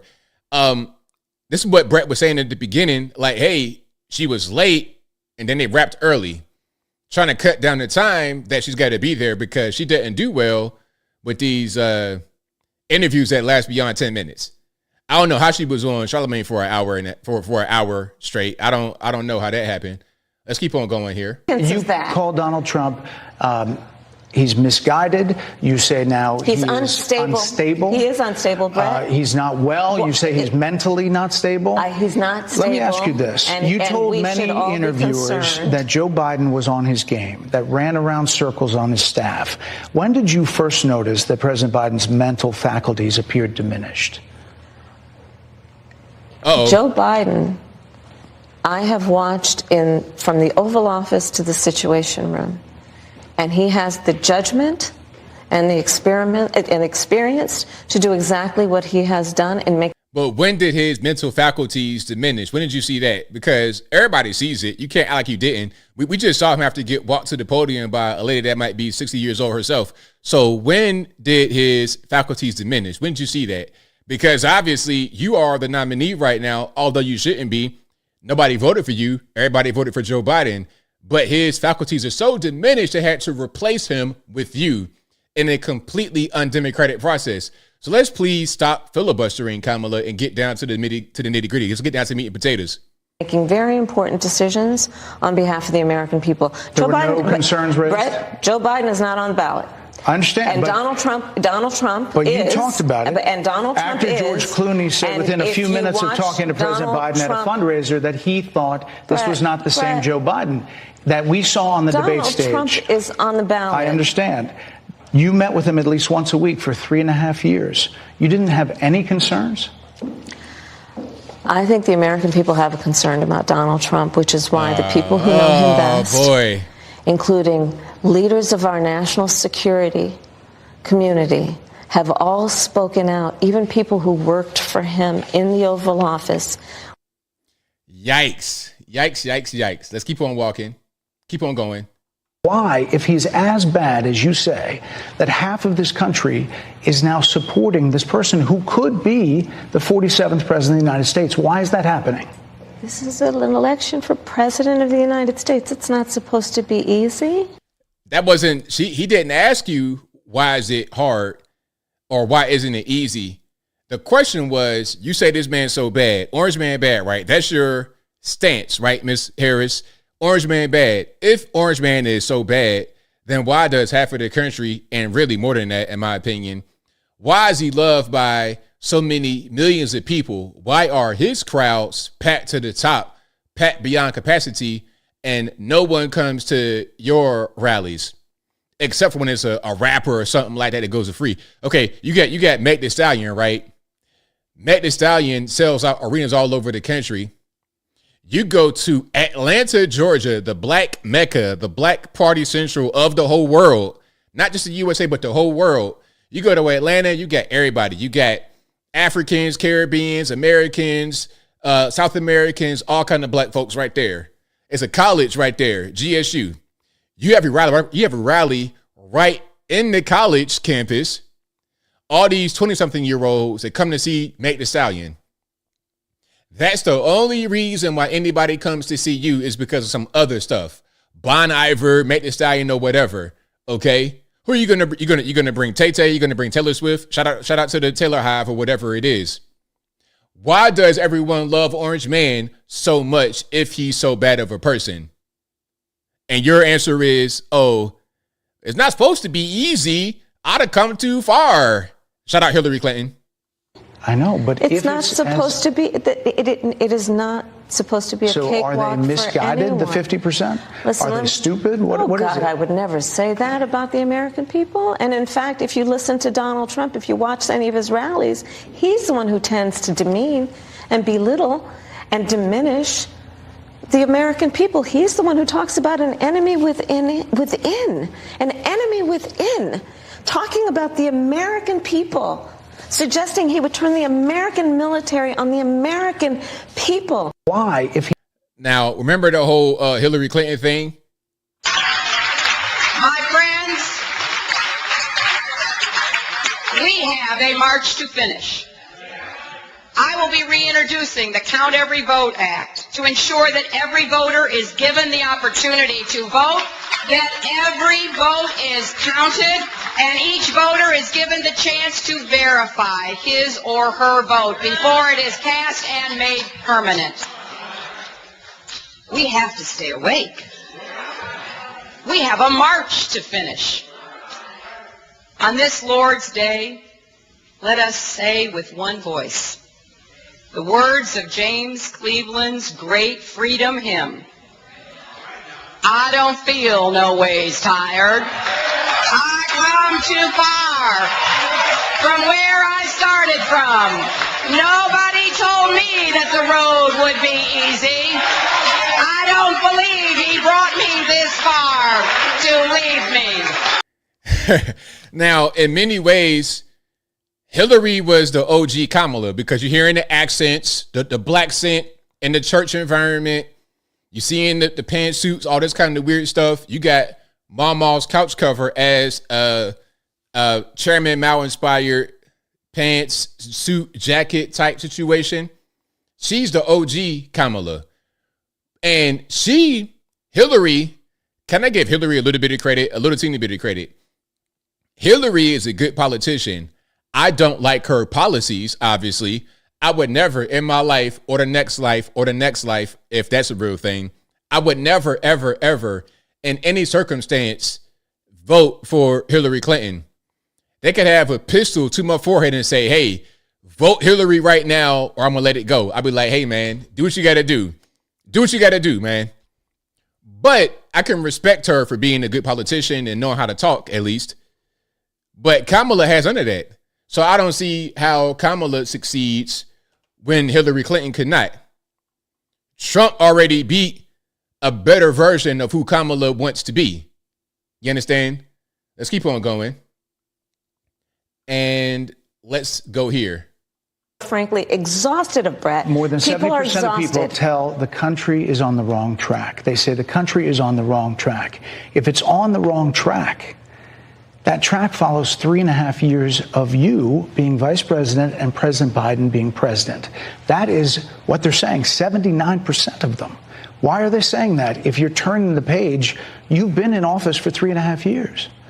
And Donald Trump has been running for office. Wait, talk about, wait a minute.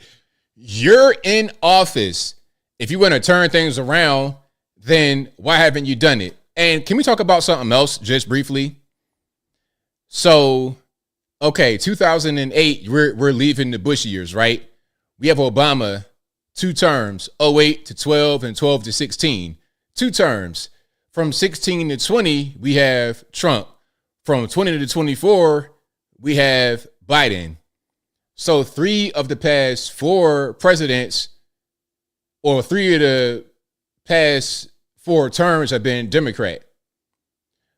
So what's really going on? It's weird. But you've been the person holding the office. Come on. Madam You Vice and I President. both know what I'm talking about. You and I both know what I'm talking about. I actually don't. What are you talking about? Yeah, I What don't. I'm talking about is that over the last decade, But you're people the have lever of become. power. But listen, over the last decade, it is clear to me, and certainly the Republicans who are on stage with me, frankly, exhausted. The last decade? What are you talking about? Trump has had one term so far for 4 years. So how does that equal up to 10 years? A decade? What are we talking about? I guess, the way that they on the left, the way that they count Trump's time in office or influences when he came down the escalator in 2015. So they've been living with it for the past 10 years. That's their whole thing. Okay, let's watch some of this.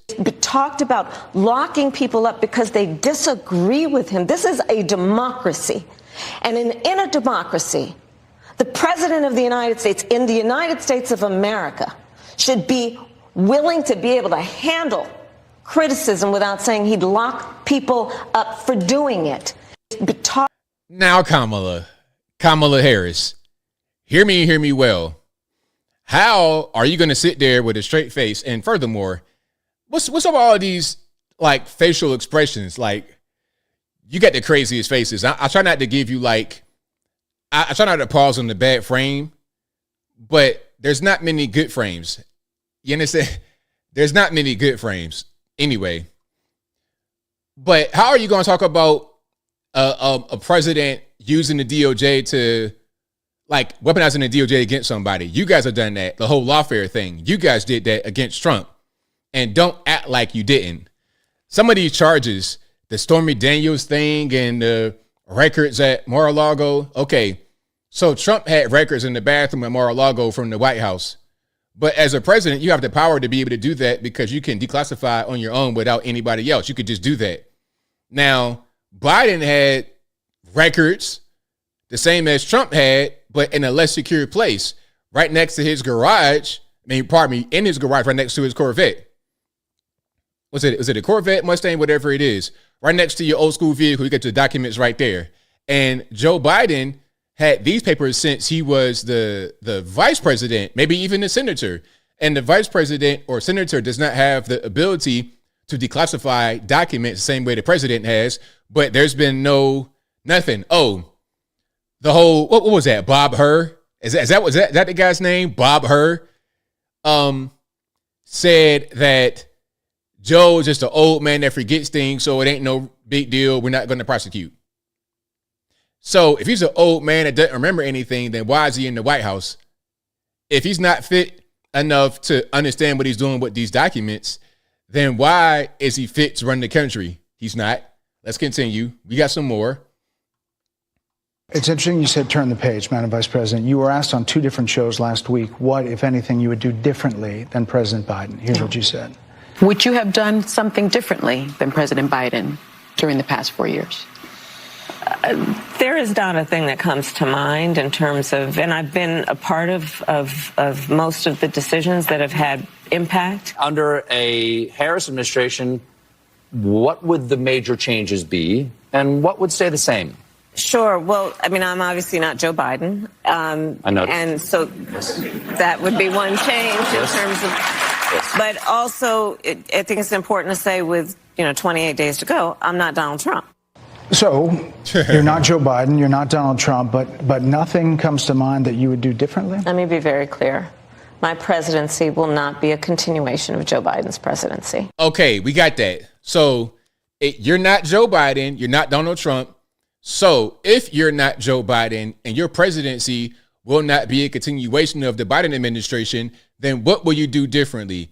If you're not going to do anything differently, then you will be a continuation of Joe Biden.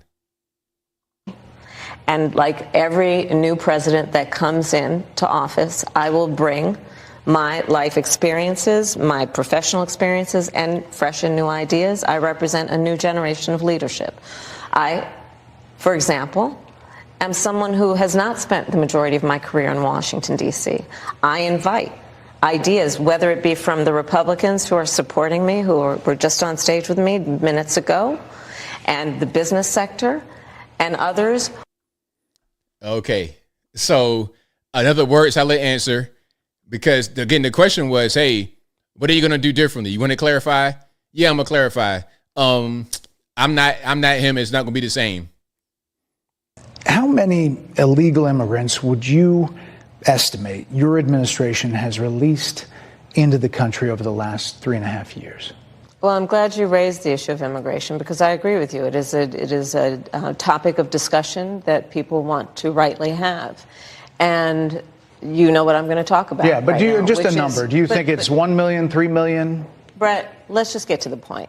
Okay, the point is Get to the point. that we have a broken immigration system that needs to be repaired. So your Homeland Security Secretary said that 85% of apprehensions. I'm not finished. We have it's an a rough immigration estimate of system 6 million people that have been needs to be- released into the country. And let me just finish. I'll get to the question. I promise you. I was beginning to answer. And when you came into office, your administration immediately reversed a number of Trump border policies.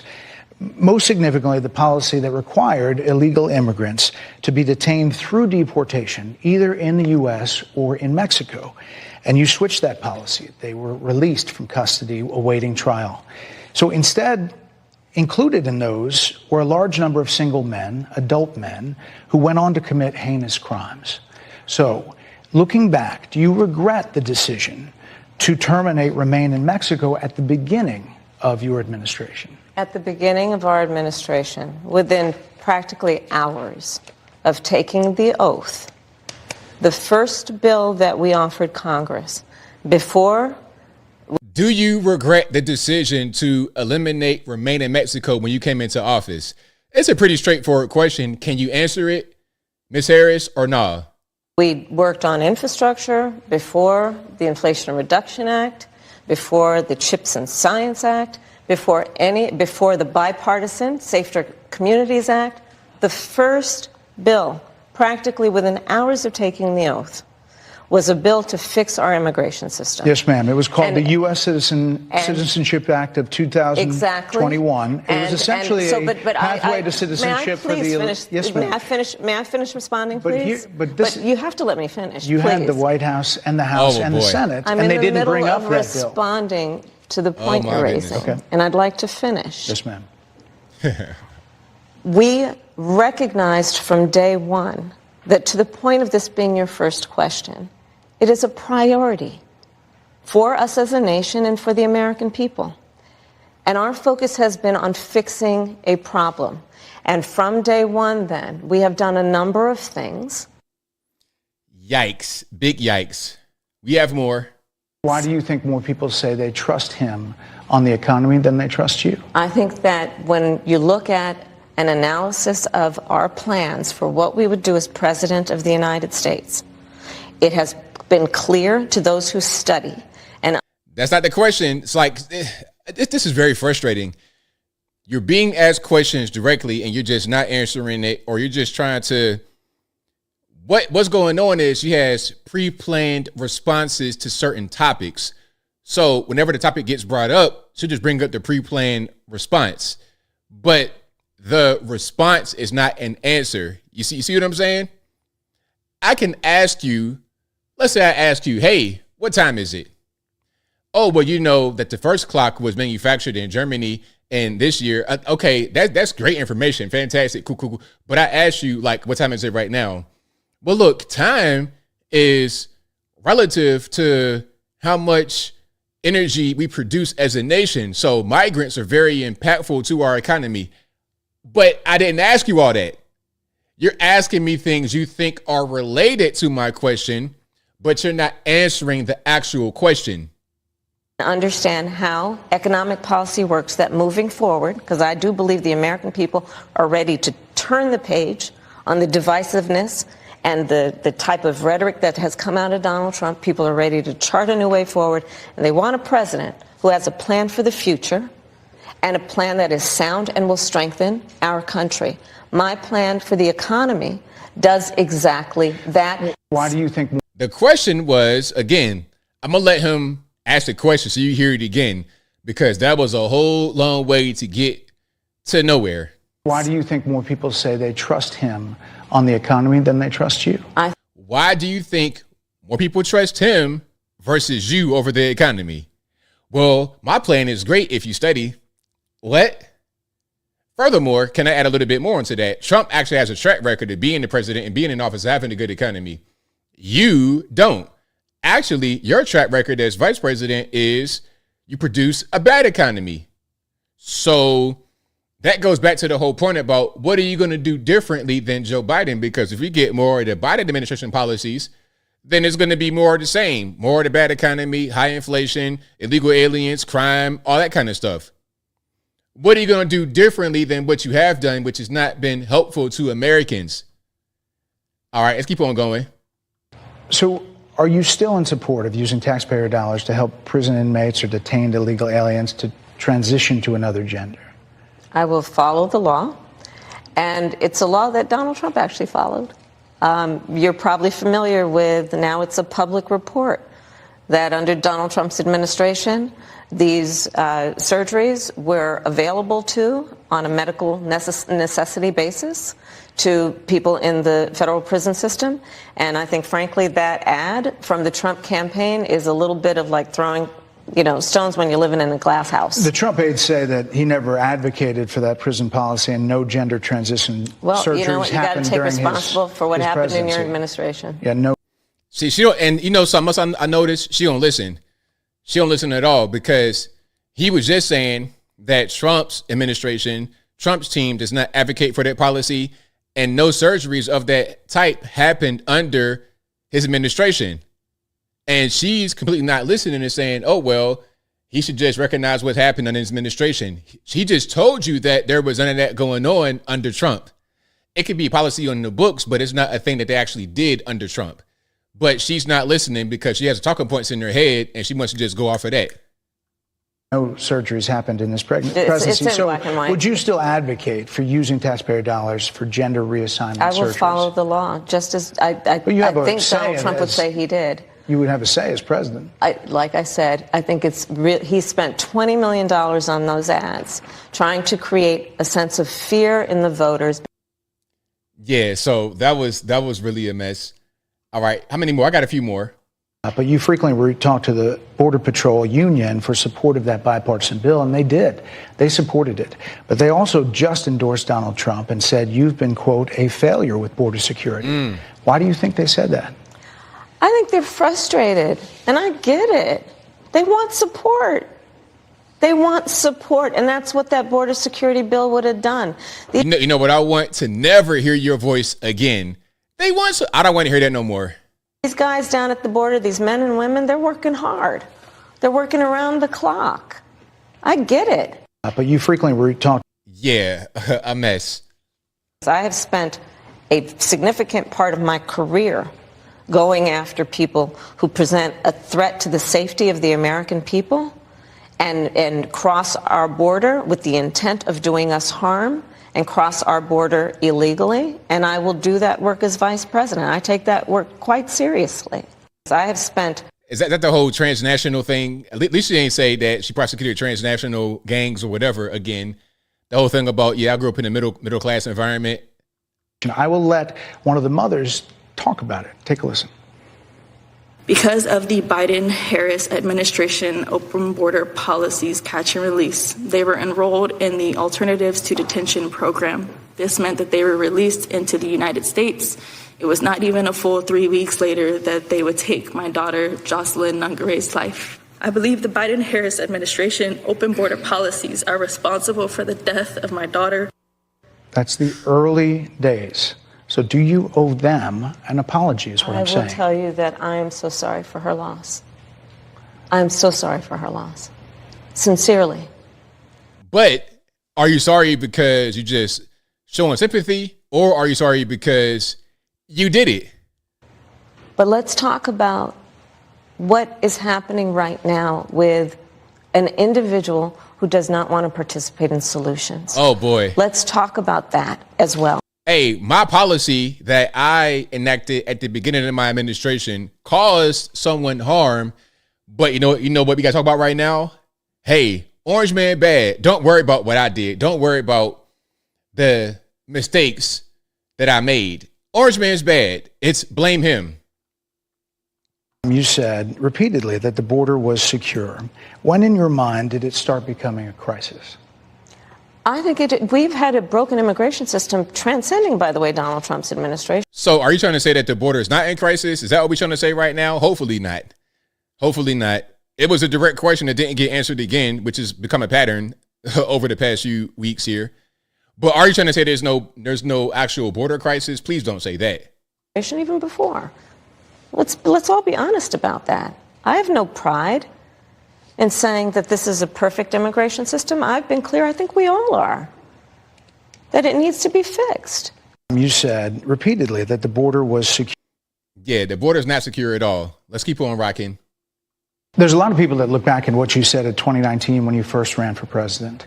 And there have been changes, and you've talked about some of them. When it comes to immigration, you supported allowing immigrants in the country illegally to apply for driver's license, to qualify for free tuition at universities, to be enrolled in free health care. Do you still support those things? Listen, that was 5 years ago, and I'm very clear that I will follow the law. I have made that statement over and over again, and as Vice President of the United States, that's exactly. We know it was 5 years ago. The question is, do you still support it? That's the question. Do you still have those same views? If that was your view back then, is it your view now? Yes or no? What I've done, not to mention before. If that's the case, you chose a running mate, Tim Walz, governor of Minnesota, who signed those very things into state law. So do you support that? We are very clear, and I am very clear, as is Tim Walz, that we must support and enforce federal law, and that is exactly what we. Wow. She's not winning anybody over with this interview. Like, every time she talks, I don't really get it. They got her on the media tour, but it's a dumpster fire at best. All right. Guns and human beings. And Donald Trump, but let me just finish. 6 Democrats voted against that bill. Learned about that bill and told them to kill it because he preferred to run on a problem instead of fixing a problem. And in this election, this is rightly a discussion that the American people want to have. And what they want are solutions, and they want a president of the United States who's not playing political games with the issue, I hear you, but actually is focused on fixing it. 6 Democrats voted against that bill. It would have allowed 1.8 million illegal immigrants into the country a year. A lot. So let's see who voted against the Border Act of 2024. Democrats or not leftists, because you got Bernie Sanders, who's an independent, and same thing with Kristen Sinema, but they always caucus with Democrats usually. So you got Cory Booker. Wasn't that Kamala's friend? Remember, they used to have Cory Booker and Kamala Harris as a caramel colored couple. They had them out there in 2020, and they were trying to present them to be the next presidential candidate. Remember that? They would show them in the Senate doing the most mundane things, voting on dog catcher. They got them on TV for what? And then Butler, Markey. I think Butler's a new person. I think that's Alfonso Butler, Padilla, California. So they voted against that. A lot of conservatives had a problem with it. 6. Guns and. All right, let's keep on going. Let me see. I think it's this one. How many illegal immigrants would you estimate your administration has released into the country over the last 3.5 years? Well, I'm glad you raised the issue of immigration because I agree with you. It is a topic. Here we go. There go. It just. I was told to say this about this topic, so now I'm gonna just say it. Rather than answering the question, which was how many illegal aliens are coming to the country, like an estimate. Of discussion that people want to rightly have. And you know what I'm going to talk about. Yeah, but right do you, now, just a number. Do you think it's 1 million, 3 million? Brett, let's just get to the point. Okay, the point is that we have a broken immigration system that needs to be repaired. So your Homeland Security Secretary said that 85% of apprehensions. I'm not finished. We have.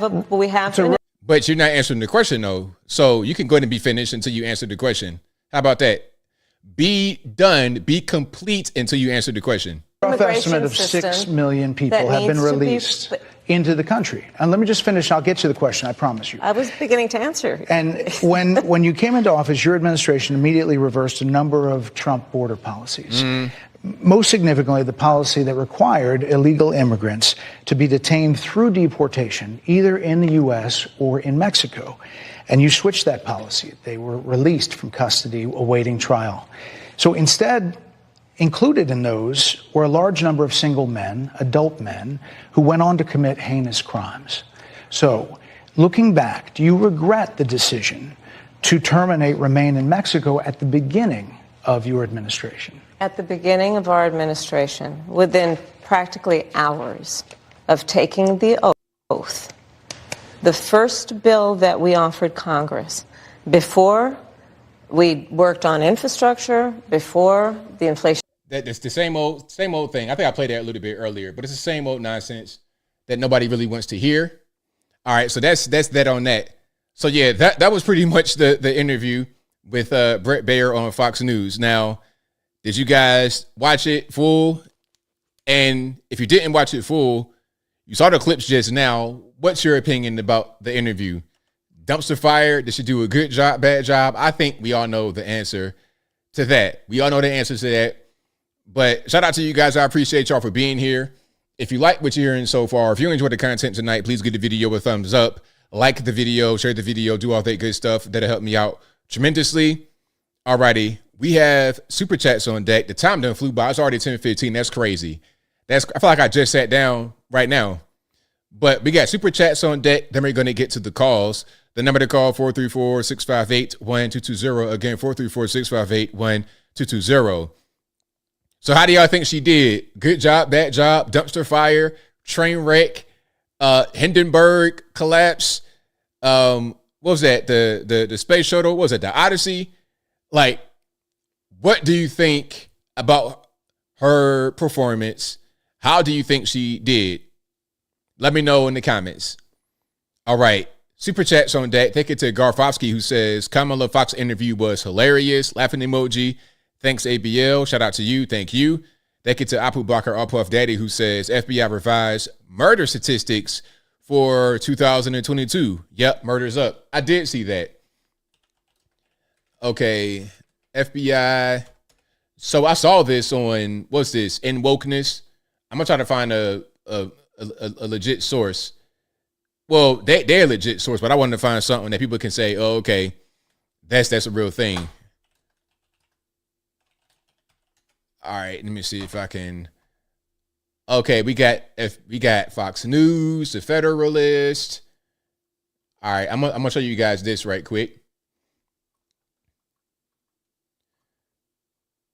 So look, remember they say, "Oh, crime is down, crime is down." We all know crime ain't down. We know crime is not down because we actually go outside. We're in the streets. We live in these communities. We understand what's going on. The same people that say that there's no problems in Springfield, Ohio, are the same ones that say that crime is down. And we know it's bogus. So look, this is on Fox. This was published today at 3:19 p.m. FBI quietly updates crime data to show big jump in violence under Biden-Harris administration. Shocking. A 2.1% drop in violent crimes in 2022 has now been revised to show a 4.5% increase, crime and data expert John Lott found. So, again, we all knew that. This is why the federal government sucks, and so does the mainstream media, because the media and the federales are in cahoots. They collude with each other to give you false information, okay? That's why we don't trust the feds and we don't trust the media. That's why. I speak for all of us when I say that, although that's really my opinion, okay? And there's another source right here, the Federalist. Okay, FBI fudges violent crime stats to hide 55% rise under Biden-Harris administration. While the FBI claims that serious violent crime has fallen by 5.8% since Biden took office, the NCVS numbers show total violent crime has risen by 55.4%. So we got two different stats, but they're not the same stats. Either way it goes, crime is risen. This is a Federalist, and I just showed you Fox News, and I'm going to have more sources. I always come through with the receipts and the sources. Either way it goes, we all knew that crime was up. We all knew it. Hey, go to any major city right now. You got crack smoke enveloping the streets. We know what's going on. All right, but anyway, shout out to you. Who was that? Apu. Apu also says, Trump's right again. David Muir and ABC wrong. Of course, always. Thank you to Michael Guest, who says the Democrats had a lot of nerve to tell us just to treat the COVID-19 like the flu, as if we didn't already know that. Exactly. Trump Vance 2024. Yeah, we already knew that. And I didn't get to the mask mandate in California, but that's in the Bay Area counties. And they're talking about, oh, well, we're bringing the mask mandate back because it's cold and flu season. Exactly. COVID-19 ain't nothing but the flu. I said it. COVID-19 is the flu. That's it. People die ABL. So what? They died in the Spanish flu. They died during the Spanish flu as well, didn't they? It's a different strand of the flu. That's all that it is. Okay. Listen, look, right when COVID came out, I'm traveling. I'm doing whatever. I'm doing all the things. Never had a problem. I've gotten a cold, a little, I got that before. And as I said previously, do what your grandma told you. Get some orange juice, some hot tea, ginger, and go to bed. And that's what Mamaw told you. Keep on doing that and you be fine. Mamaw told you get some orange juice and go to bed. Fauci said take this shot in your hind parts and get myocarditis. So who am I going to trust? Not Fauci, not the federales at all ever. I'm triggered. Anyway, shout out Michael Guest. I read that one. Shout out to Rebel Without a Reason who says wheelchair guy said they went too far with Jimmy Carter. Hey, my man, mouth open, sir. Let that man just pass away in peace. They had Dianne Feinstein hunched up in the wheelchair. Jimmy Carter, mouth open. Joe Biden don't know what's going on. This is elder abuse on the wide scale. This is the elder abuse industrial complex. Washington, D.C., that's what it's become at this point. Mitch McConnell on stage freezing. Let them retire, please. Shout out Apple of Daddy, who says, you see crazy woman with Virginia slap caught by the knife. I was talking about that earlier. Thank you to Michael Critchlow, who says, voted early in Virginia 2 weeks ago. Shout out to you, boss. Yeah, get them votes in person, show your ID, do all that good stuff. Thank you to Apple again, who says, opinion on James Carville, slimy, scummy, Skeletor. James Carville, I don't know why he's still relevant, although he says some things sometimes that make sense. But beyond that, I'm not really a big fan of Carville. Thank you to J Dubs, who says, I voted early at the county clerk's office. Not my usual spot. Yeah, shout out to you. Yeah, as I was saying earlier, if you early vote, which I will be doing, I made my announcement earlier that I'm going to early vote. I'm going to early vote in person here in Tennessee, East Tennessee. And my early voting place is not my normal spot. So sometimes it's like that, depending upon where you live. Okay, it might not be your normal spot. So just check your local websites, government websites, to see where you can vote early. And again, I'm going to vote early in person. ID, paper ballots, all that good stuff. Thank you to, where am I at? Papa Naya Shelley, who says, ABL, do you know of a resource that provides a list of state and local MAGA politicians, something easy for the not so politically astute? Thanks. That's a good question.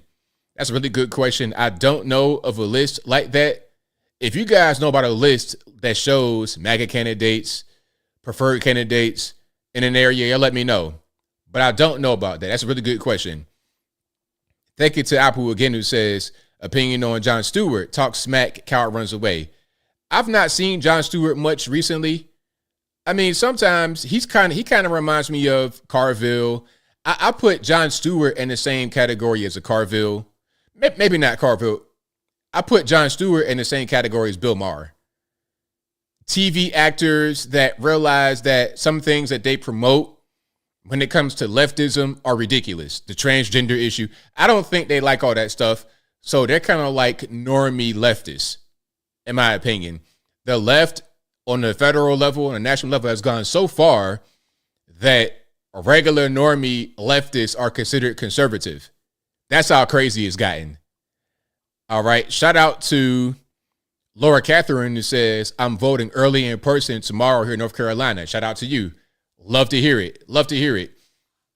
Thank you to Apple, who says, Roland Martin interviewed Kamala. Any video mishaps? I did not see the roly-poly fat neck. I hate Roland Martin, man. Like, I don't use that H word lightly, but I hate him a lot. I really do. I'll probably say I hate a few people in this world, and Roland Martin is one of them. I hate that energy he comes with, this old school, I'm trying to be cool. I just don't like him, man. It's just some people rub me the wrong way. And I get along with everybody. I'm a cool guy. I don't have no problems with nobody. I get along with everybody. So if I don't like you, you're the problem, in my opinion. That's how I feel. That's how I feel. Roland Martin's one of them. And the whole video mishap thing, you guys may remember, I think I was talking about it, where Roland Martin was showing the video on his show, and it was on Twitter. And once the video he was showing was done playing, it automatically went to another video, and some dude's hind parts was on the screen. He talking about some, oh, well, you can't control what Twitter shows you, because one time I was watching the video and the video in a bikini model popped up. It's like, all right, Roland, check it out. Never in the history of my life have I ever been on the video platform watching videos, scrolling, and then I just happened to come across some dude's hind parts in my feed. I've never had that happen because, in my opinion, from what I know, I'm no rocket scientist. I don't know everything, but from what I know, if that comes up in your feed, that means you into that. If I go to your Instagram For You page right now and I'm seeing all that kind of extra stuff, you like that. That's what you be looking for. So I don't like guys like that. Download DL, playing games. I don't like that. If somebody's gay, that's fine. That's their business. But when they want to pretend like they're not gay and do all this extra stuff, that's when I got a problem, because you're being phony, you being fake, you're not being a serious person, you're not being a genuine person. So Roland Martin, I hate. Michael Guest, shout out to you. Michael Guest says, just keep those Harris wall signs in your yards. The migrants will know where to go for that free bed and breakfast. Absolutely. Thank you to the real Ricky Tan, who says this was her most uncomfortable interview, yet she was asked basic questions the American people wanted answers to. He didn't even go deep. Exactly. It wasn't even that hard hitting of the interview. It was just basic questions, but nobody asks her basic questions. They give her softball at best, T-ball at best. Thank you to Apple again, who said favorite ABL, pancakes, waffles, French toast, crepes. We're going to do French toast. If you're going to do big back breakfast snacks, because that's all big back stuff. But now them waffles. Shout out to my homie Chris and Seth if you're watching. Shout out to y'all. My white homies from when I was in Chesapeake, when I came to high school. I used to go to their house on a Sunday morning, and they were so cool. I could just walk right in, play with their dogs, and their mom, RIP to mom, not my mom, but their mom. I would go into their house, and she had this waffle iron, and I don't know what kind of batter she would have, but that batter, oh my goodness. Pour that batter in the waffle iron, old school iron where you got to flip it. I'd be in there all morning eating pancakes on the free. And she just be like a restaurant. I'd be in there tearing them up. Big back style. I might have gained 10 pounds just from they mom's house eating them waffles. So if it's Chris and Seth's mom making the waffles, yeah, I'm good. Anybody else, I can't do nothing with it. I go to IHOP, First Watch, Denny's. They waffles ain't hitting no 2 cents. They might as well be Lego My Ego. Toaster oven, microwave, frozen stuff. It might as well be that. So yeah, shout out to their mom. And RIP to her. Shout out to Apple again, who says topping, syrup, honey, jam, peanut butter. Peanut butter? Sir, if you eat peanut butter on waffles, your back is like this. You got the biggest back in the universe. Give me some regular maple syrup. Maple syrup with no high fructose corn syrup. Straight up maple syrup from the tree. Give me a tree straight from Canada and plug up a spigot and open it and give me that. Whatever comes out. Tree bark, bugs, I don't care. Give me the straight organic. All right. Thank you to Engineering, who says that's the type of individual you sit down on a one-on-one. Shut off the mics and cameras and just have a conversation. Thank you to Smooth Artist, who says, yeah, he's LGBT. I hear the zesty in his voice. Speaking about my man that had on the trans stuff. Shout out to Scripture Shores, who says, I'll take lower taxes for all, not government handouts exactly. Thank you to Kaius Proximus, who says, ABL, how about new scum grounding SpaceX in California? Not surprised. Not surprised at all. I mean, that's just kind of what they do. Hold on. Do I have a new scum clip? I wanted to show that, but I had no more time. I had 0 time left because we got to get to Kamala stuff. She's falling because she's doing interviews, and the interviews have not been.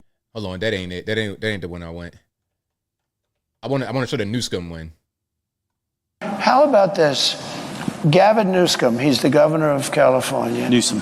He signed Newsom, I call him. Yeah. But do you think? No, he corrected me. He corrected me. I said, that's the first time I've been corrected. There are CEOs out here.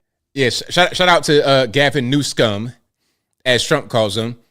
Shout out to Caius Parchment, who says, how about that new gas law Gavin Newsom signed? What gas law is this? Can I look it up right quick? Hold on.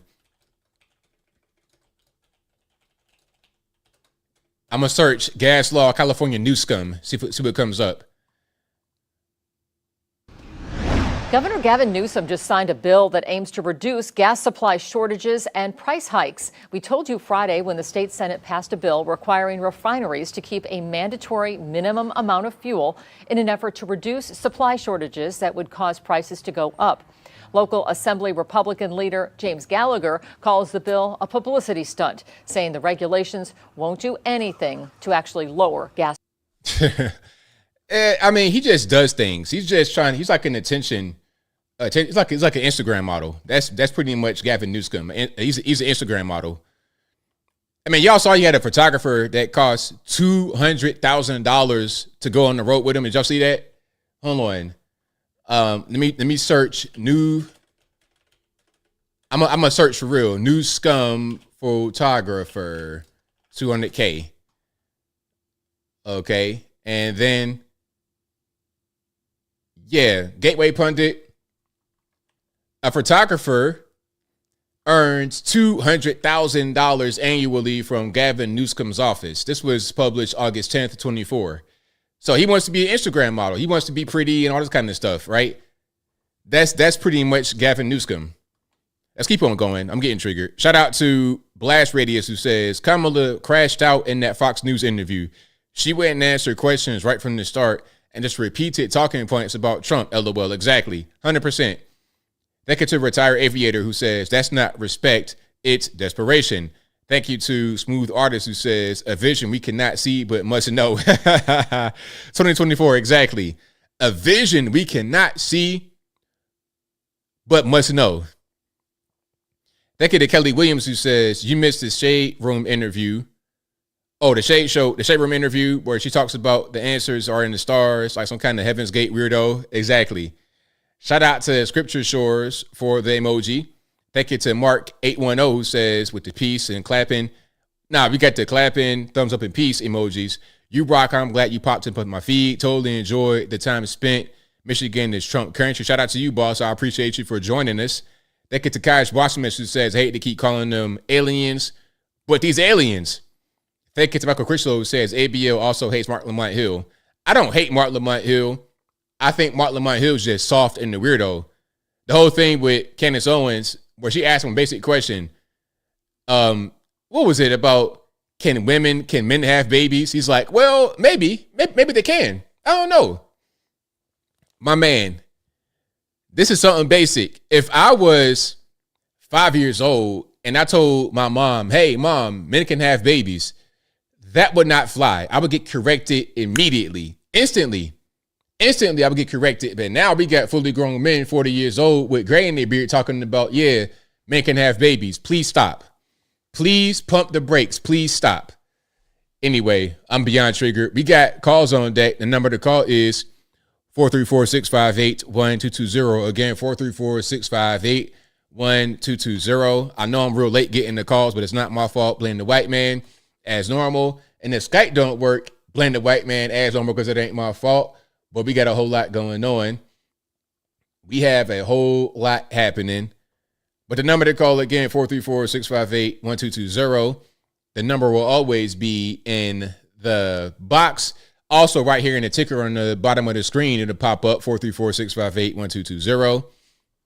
So, yeah, shout out to y'all. But, yeah, it just defies logic to say that a man can have a baby. Listen, you may have a mental disorder and have a baby, sure. You might be disabled mentally, but not physically. Your body still work the same. So you may think that you're a man. You may look like, what's my man from Austin Powers, the big guy with the beard. You may look like that. Get in my belly. You may look like that. However, you're still a woman biologically. All right. Who am I speaking to? You're on line 267. Hello, Mr. ABL. This is James. All righty, man. What's going on? I just want to sit there and, from what I've seen tonight, I'm rubber and you're glue from the Kamala Anderson. When I say rubber and glue, it's whatever bounces off me sticks on you. She sat there and always kept trying to say that it was Donald Trump, Trump. I'm wondering in 2028, 2032, or 2036, are we still going to blame Trump for everything?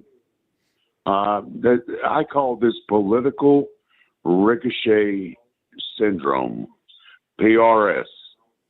Every time they were asked a question, whether it be Joe Biden or Kamala Harris or Nancy Pelosi, Chuck Schumer, anyone, they always bring up Donald Trump's name.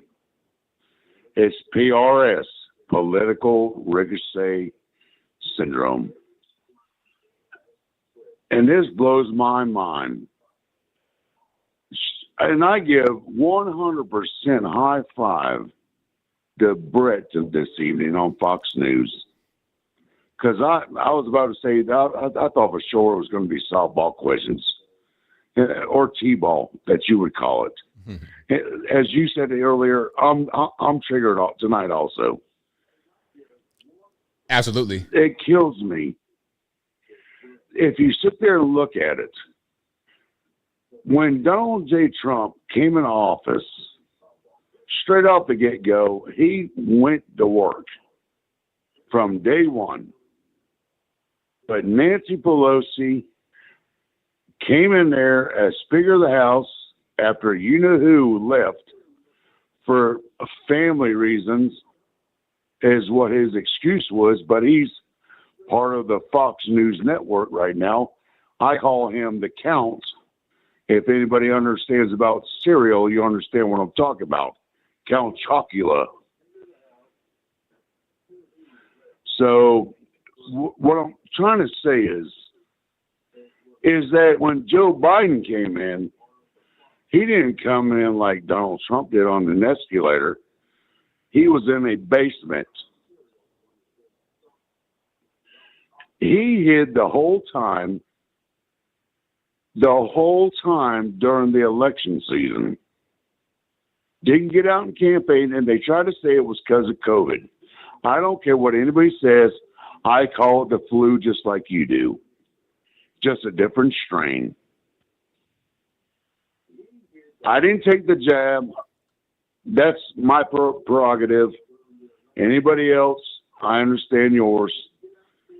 But tonight's thing with Kamala Harris and last week with Kamala Harris, she dips and dodges, weaves and bobs from the political ricochet syndrome and keeps blaming it on Donald J. Trump. She's got Donald Trump syndrome, TDS. They all do.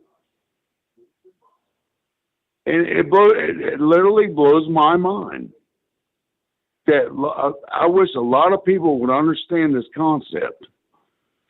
Where she talked about giving people tax breaks on getting houses, getting this, getting that.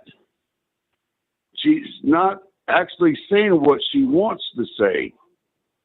Exactly when she asked Bret Baier, when she looked back at him and said, you know what I'm talking about. Bret Baier looked back at her and said, no, I don't know what you're talking about. But in actuality, he did. There's people out there that don't like Donald J. Trump. We get this. He gets this. But you want to know something? They want to talk about democracy. They're the one that politicized and went with the Department of Justice to go after Donald J. Trump, that do anything and find anything they could to stop him from running again. Nancy Pelosi started that years ago, and it escalated till now. And I'm glad what's going on, it's put on hold. Because now you're starting to find out like Fannie and all them, Jack, everybody. Everybody needs to realize, stop believing on CNN, MSNBC, ABC, NBC, because if anybody remembers Matt Lauer, remember everybody used to love him first thing in the mornings? Remember what happened to him? Yeah, gone. But guess what? Donald J. Trump is still here. He's fighting for all of us. Me, you, everybody. He's not going to be here forever. We know this.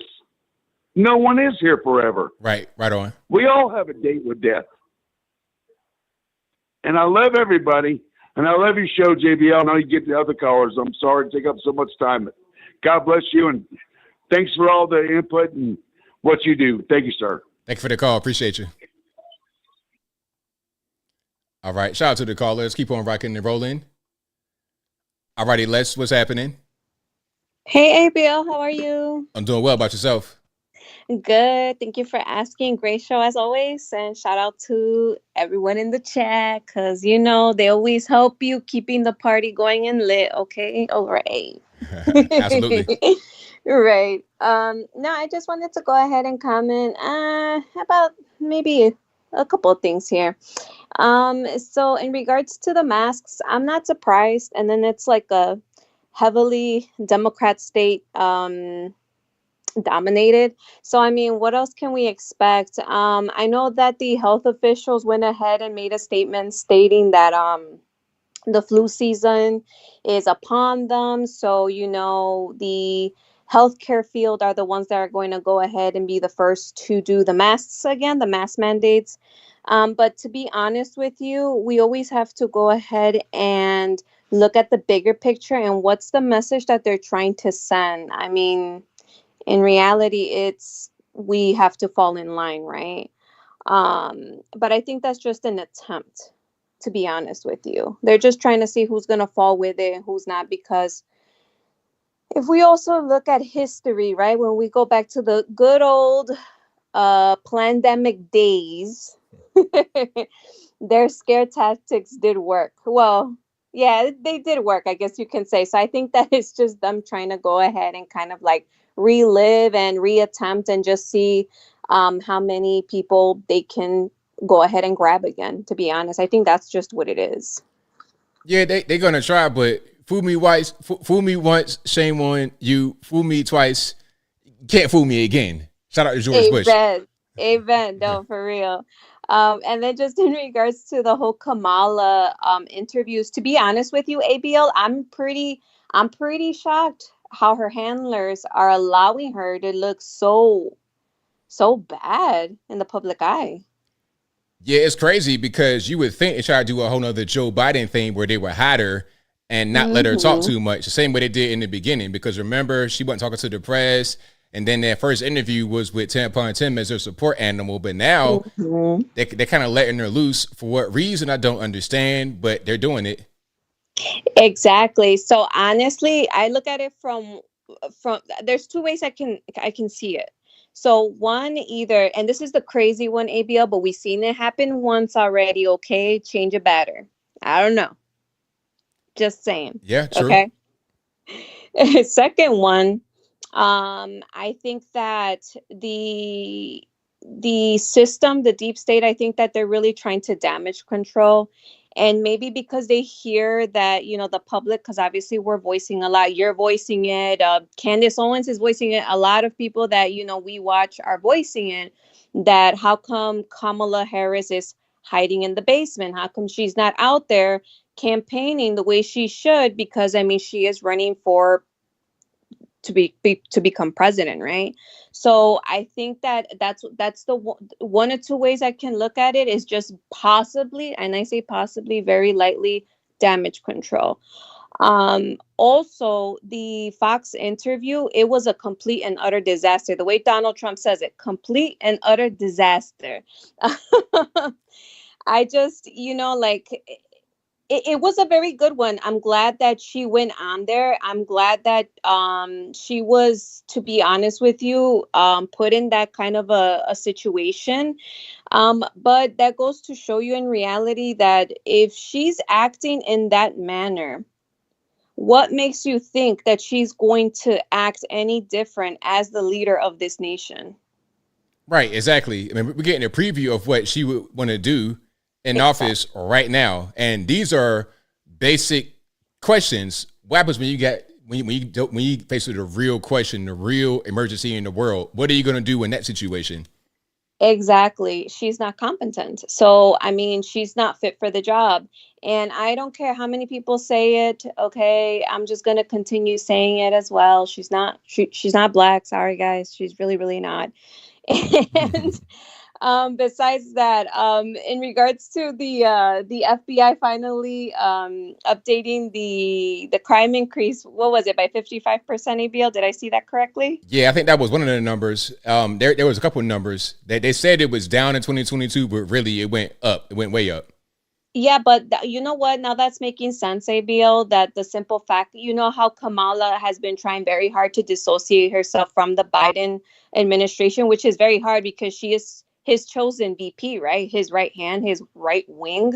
But that just goes to show you, I think that the FBI was really trying to keep this on the hush hush, just so that, it can possibly look good for her campaign. But I mean, it just backfired. And again, it just proves everything to us, right? The patriots of this country, we've been knowing this. I think we've already been knowing the simple fact that as soon as the Biden and Harris administration was going to take the White House, that was a moment that we all knew that America was going to die slowly yet rapidly. So yeah, I'm on that with you, and it's true. I think everybody needs to go out there and vote in person, and if they can get the early voting, I think that would be best. But that's all I have for you guys. For you, ABL, thank you so much for your show. We support you, we enjoy it, and you have a wonderful rest of your week. God bless. Bye. Thanks for the call. Appreciate it. Bye-bye. All right, shout out to Les for the call. Most certainly appreciate her. Let's keep on rocking and rolling. Let's go to call you online, speaker 2617. Hey, what's going on, ABL? What's happening? I just can't believe how social media has impacted our politics. I just kind of looking at how YouTubers and you guys put your information out there, but most of you guys are completely ignorant about politics. I just have to say it like that. Like, why the vice president, the two candidates, either Trump or Kamala, want to interview with Joe Rogan? What Joe Rogan knows about politics?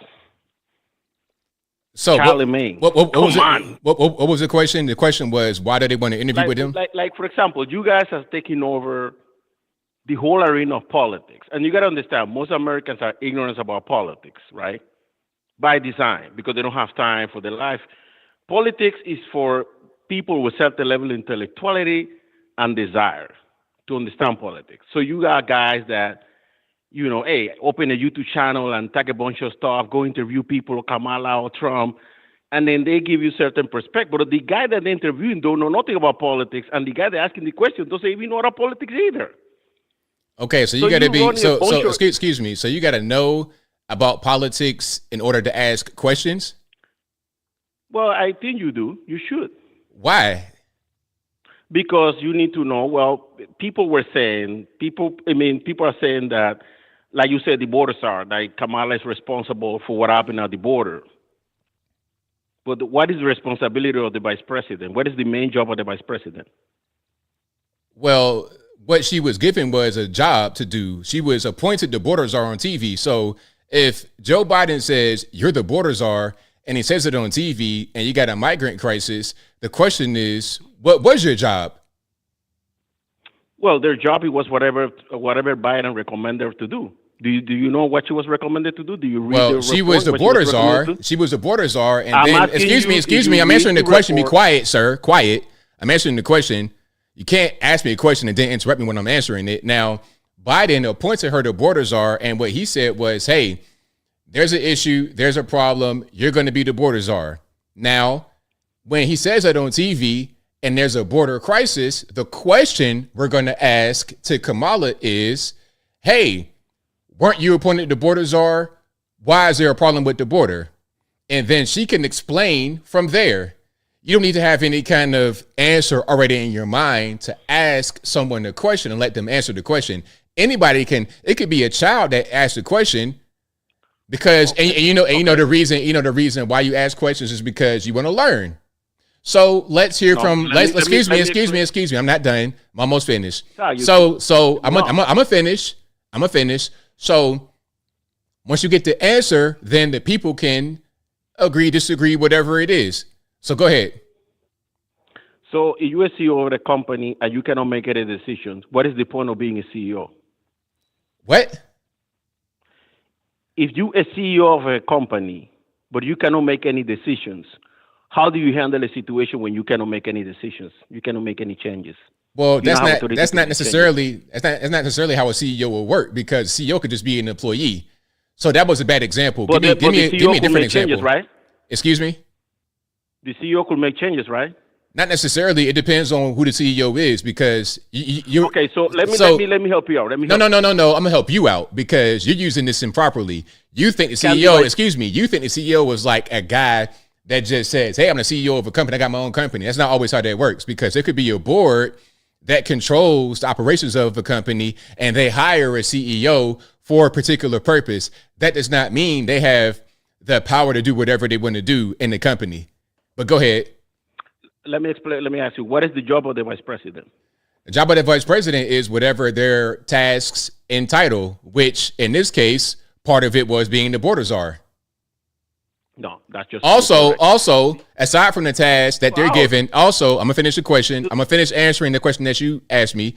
Also, aside from that, they're the president of the Senate. So in the case of a tie in the Senate, 50-50 tie, out of the 100 members, she can come in and break the tie, which is what she did for the Inflation Reduction Act, which is part of the reason why we have so much inflation going on. So there are certain roles you have.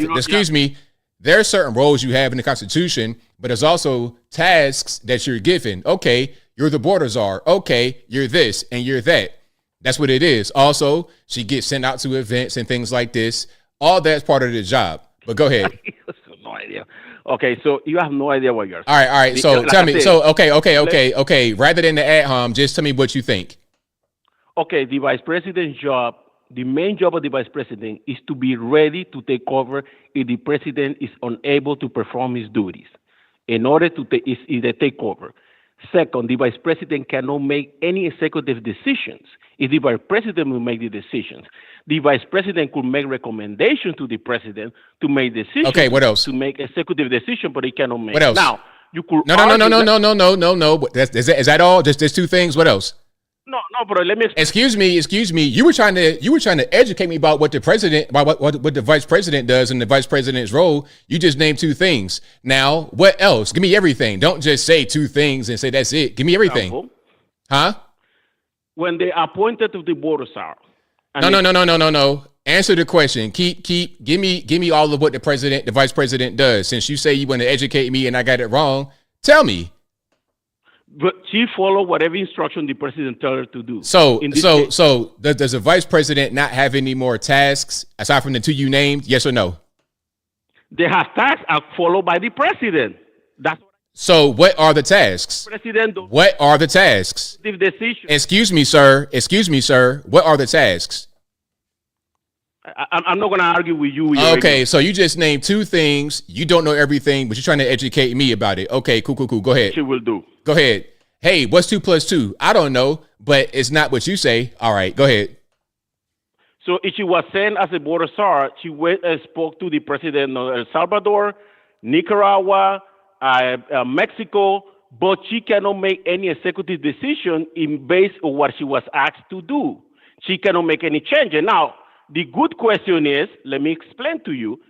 The question they should ask her is, do you make any recommendation to the president, knowing that when people were coming in seeking asylum, do you make any recommendations to make restrictions, to make any changes? That's the question they should ask her. Now you could put her against the wall. Because now you're asking a very good question. He said, do you make any we know you cannot make changes, but do you make any recommendations to Joe Biden? And if you did, what is the response from Joe Biden to you? Did Joe Biden follow you? Did she? But of course, she's not going to answer like that, because the stupid people that you have asking questions, they are not really journalists. They are YouTubers. Bret Baier is a YouTuber? No, it's not a YouTuber. I didn't watch that interview, so I'm not gonna say anything. I didn't watch it. So why? So you talking about why you talking about YouTubers? We just talking about the Bret Baier interview. So why you talking about YouTubers? No, I didn't watch that. But okay, so you didn't watch the one on Fox News on the actual news channel, but you talking about YouTubers? Okay. I didn't watch that. So what YouTuber asked her that question you talking about? That's what Charlamagne was asking today. Charlamagne's a YouTuber? I mean, not today, but in the question. Excuse me, sir. Is Charlamagne a YouTuber? He became a YouTuber. No, he's a YouTuber, really? A syndicated radio show host all over the country, all over the world. He's a YouTuber. Don't do that to Charlamagne. I'm not. Listen. I'm not a Charlamagne fan, but don't do that. He's not a YouTuber. Is he a political analyst? He's Charlamagne. He's a radio show host. Is he a political analyst? I don't know. You tell me. I don't know. You tell me. Are you a political analyst? I'm a guy in my house in his spare bedroom. Yeah. But do you know anything about politics? I don't know nothing. I'm dumb. I don't use a computer or nothing. I'm stupid. I'm just a dumb black guy. I don't know nothing. You're stupid. Hey, look. I'm a dumb black guy in my house. I don't know nothing. You got it. Go ahead. You know how you smart? I don't know nothing. Let me tell you how you smart. I'm dumb. Let me tell you how you smart. Let me tell you how you smart, bro. All right, Let me tell you, bro. Go ahead. You smart capitalizing in the ignorance of others. So that means people come to you full of ignorance, and you give them more ignorance. So what ignorance have I put out there? What have I said that's ignorant? Well, like I said, you got to explain people that Kamala Harris have no power when it comes to executive power. So I didn't say she did. I never. Wait, excuse me. I never said she did. I never said that. Who said that? What do you make her responsible? You say that she was responsible, right? For what? For the border, for the crisis at the border. No, the question was, you were appointed the border. Excuse me. The question was, you were appointed the border czar. So what's up with the border? It's simple. It's simple. Anybody with a brain. I'm gonna go ahead and talk right now and let you go. So shout out to you for the call. Thank you for the call.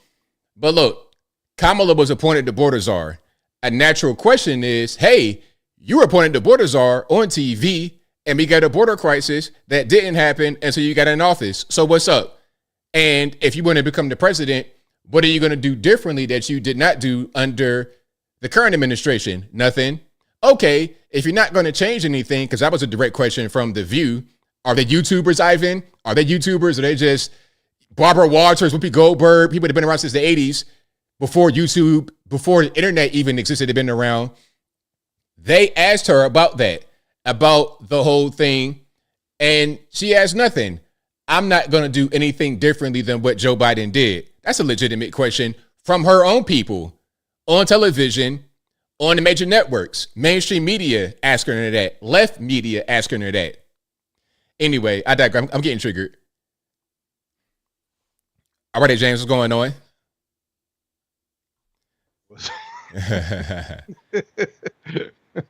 It's so good to watch this show sometimes. Well, all the time. But boy, I tell you what, that was something I wasn't expecting. I think the poor guy was trying to say, why are these people interviewing, on YouTube when they're not political analysts? Well, these politicians want to get their image and their message out to everybody else who watches Joe Rogan, man. That's why. Come on. I mean, you don't have to be some kind of expert to give an interview, because I've seen on Instagram, you got little kids giving interviews. It's, they have questions. You can answer a question. You can ask a question without having to be some kind of expert in the political field. if you're an expert in some field, you're going to end up using jargon that nobody understands. Joe Rogan's going to ask questions that, mom and pop down the street or, Tony Hawk or whoever wants to ask, he's going to ask. And, the politician's going to answer in a way that ideally you're going to understand. It's not going to be a word salad, but, she can't do that because she can't answer anything other than just kind of deflecting to Donald Trump, Donald Trump, Donald Trump. She's going to get that man elected just by repeating his name. Good grief. Exactly. Yeah, that was nuts. It did make me kind of think, though, because I took a step back and I started thinking, if you're going to be a political expert, you may start asking questions, and the people who are really interested in politics will obviously be listening to specific podcasts and, watching, C-SPAN or whatever. That being said, I would like to ask certain questions, maybe about the globalists or whatever. Stuff that Alex Jones might ask, but in the end, why are they afraid of Donald Trump? Why do they not want him in office? Because he's going to kill that. He's going to put tariffs in place that are going to kill a lot of their global machinations. That's right. So it makes me wonder, Eric, one of the Weinsteins, it was Eric, is on Chris, what's that dude's name? Chris Wilkinson, whatever. The British fellow that always answers everything. He's got a British accent, so it sounds all posh and everything. Anyway, Eric Weinstein said even if he does win, they won't let him win. And I think what he meant by that was, even if he takes office, they will unleash the hounds of, rioting and such again. I kind of wanted to get your thoughts on this. If he does win, which there's no way he's not going to, but I already voted, I get early voting because I'm in Japan. Anyway, once he gets in office, what do you think the chances are that they'll do another, George Floyd riot kind of thing and try to just burn it to the ground? I mean, it's too late. It's too late. The time for that would have been in the summertime. Now it's already starting to get cold. That would be to prevent the election, though. I'm talking about they're going to destroy, because once he's in office, they will do everything they can to prevent him from actually performing those duties that he's been given. But what can they really do, though? Well, if they start burning down cities again, he's going to have to concentrate on keeping the peace in the U.S. And if he has to crack down too hard, then they're going to really call him a dictator. He's not going to have any choice other than to release the National Guard to go keep the peace in San Francisco if it catches on fire again. I don't think it's going to make a difference as far as Trump's support, because the thing is, if you got cities burning down and people just behaving in an inappropriate way, the people are not going to be upset at Trump for stopping that. And if you are upset at Trump for stopping the violence, then you weren't a Trump supporter anyway. You didn't like Trump anyway. Anything that he does is going to infuriate you, even if it's going to help you. So it won't make a difference. Those who disliked him will continue to dislike him, and those who like him will like him even more. The same thing that happened with the whole assassination attempt. Those who liked him even more. Those who didn't said they should have went ahead and finished the job. It's the same thing. Yeah, Atomic Tabasco said Congress, if it's controlled by the left, will use the 14th Amendment. That's to do what? To basically try to get him out of power. If they do stuff like that, they try to Bogart him out of the way. It's just where people at a certain point, you can only do so much. It's just not going to work. You're trying to scare people and bully people. It's not going to work. We the people voted for Trump, and then you want to try to do some stuff like that.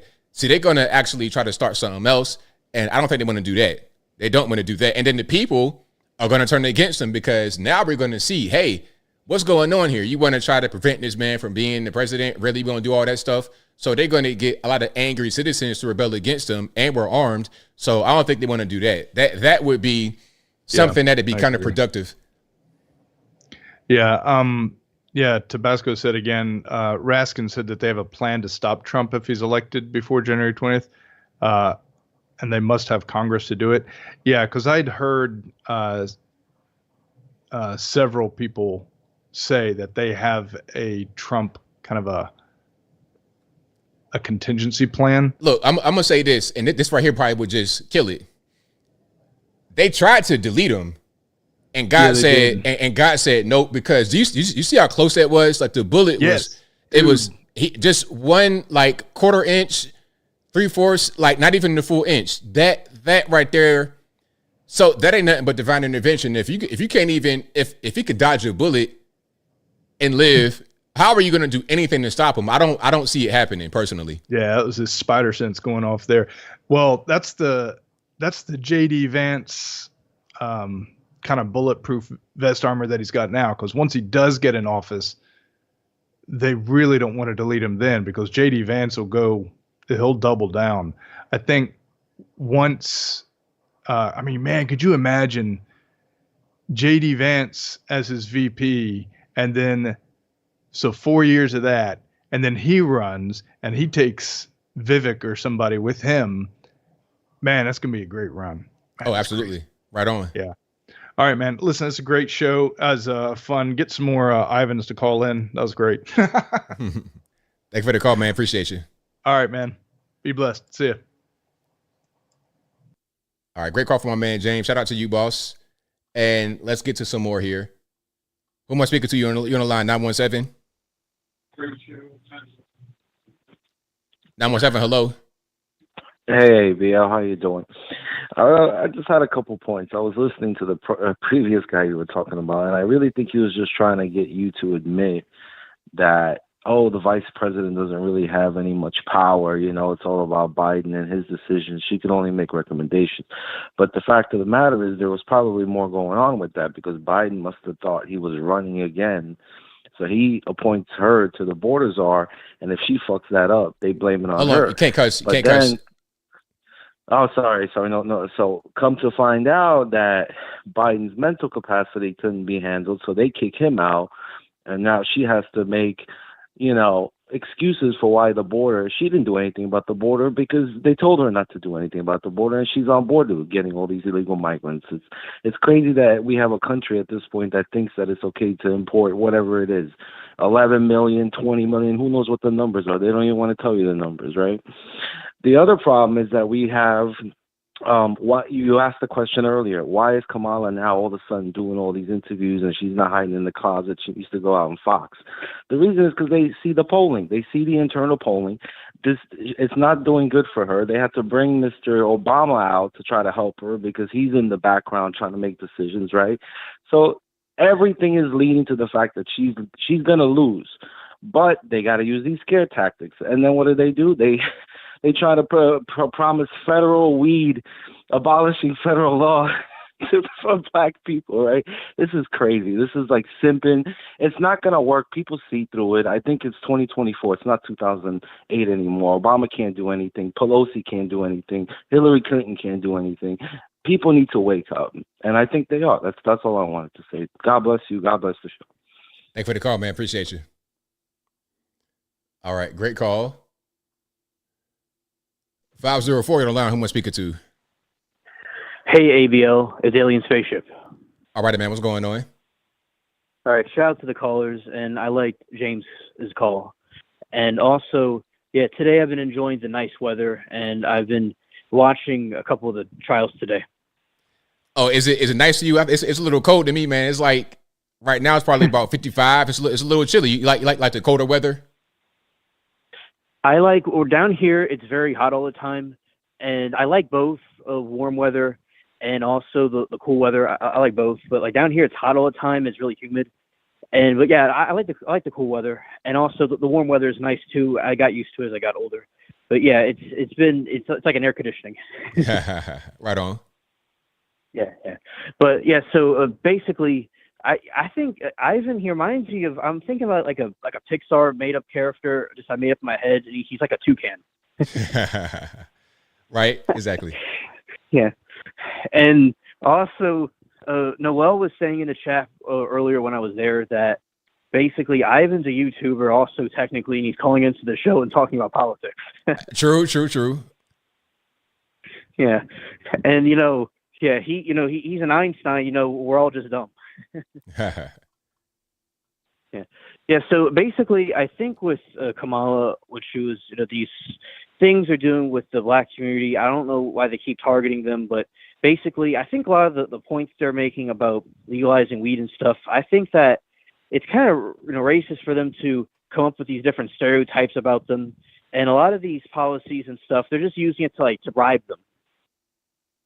Yeah, pretty much. That's all that it is.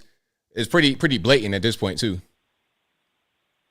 Yeah, and also because it's good that you show the videos that people are not buying this nonsense that they're selling, and also I don't think that they would even, like what you said, they're even going to fulfill the promises, just like with the student debt. No, they're not. It's just a way to try and get people, same thing with the student loans. It's just trying to get them reeled in to go vote. Exactly.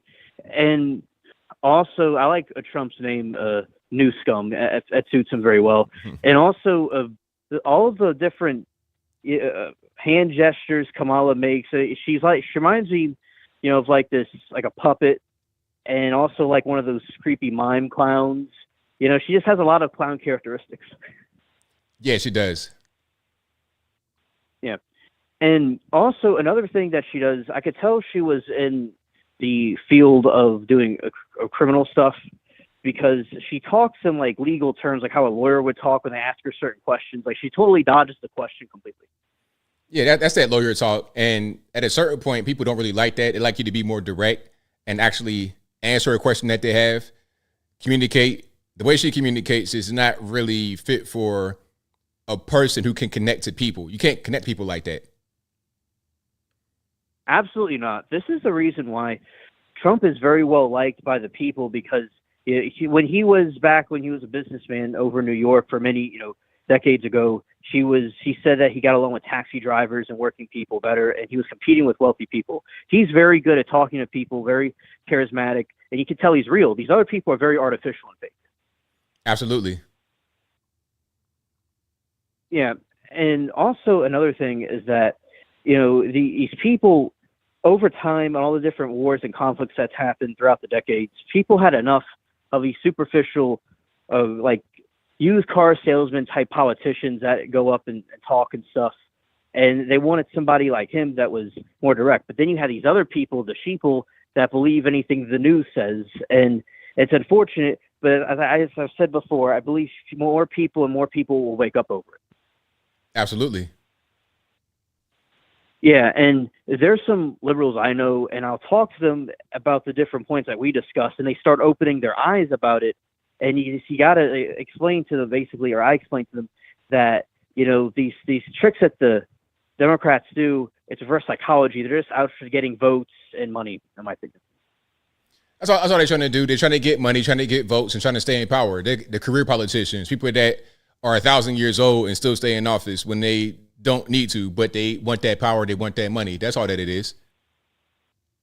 Yeah, and I've heard it being discussed about them doing some sort of, like what James was talking about, where they would try to stage something to cause Trump problems in the election and stuff. But yeah, as I said, hopefully everything goes well, but I think that they've, tried everything in their deck. We have to wait and see, but I think at this point, people are extremely fed up with them. Yeah, people are done. People are fed up. They want a different direction, and people are becoming more vocal about that too. The same old things that they've done in the past are not working with the same level of efficiency they did in the past. Yeah, and also people just, they see the news and stuff, and that's why Kamala's going there, like what you said, for Fox, because she sees the polls, and they're trying to get people to vote for them. That's why they kept on making pew points and all this stuff. But in reality, they know that their goose is cooked. Right. Absolutely.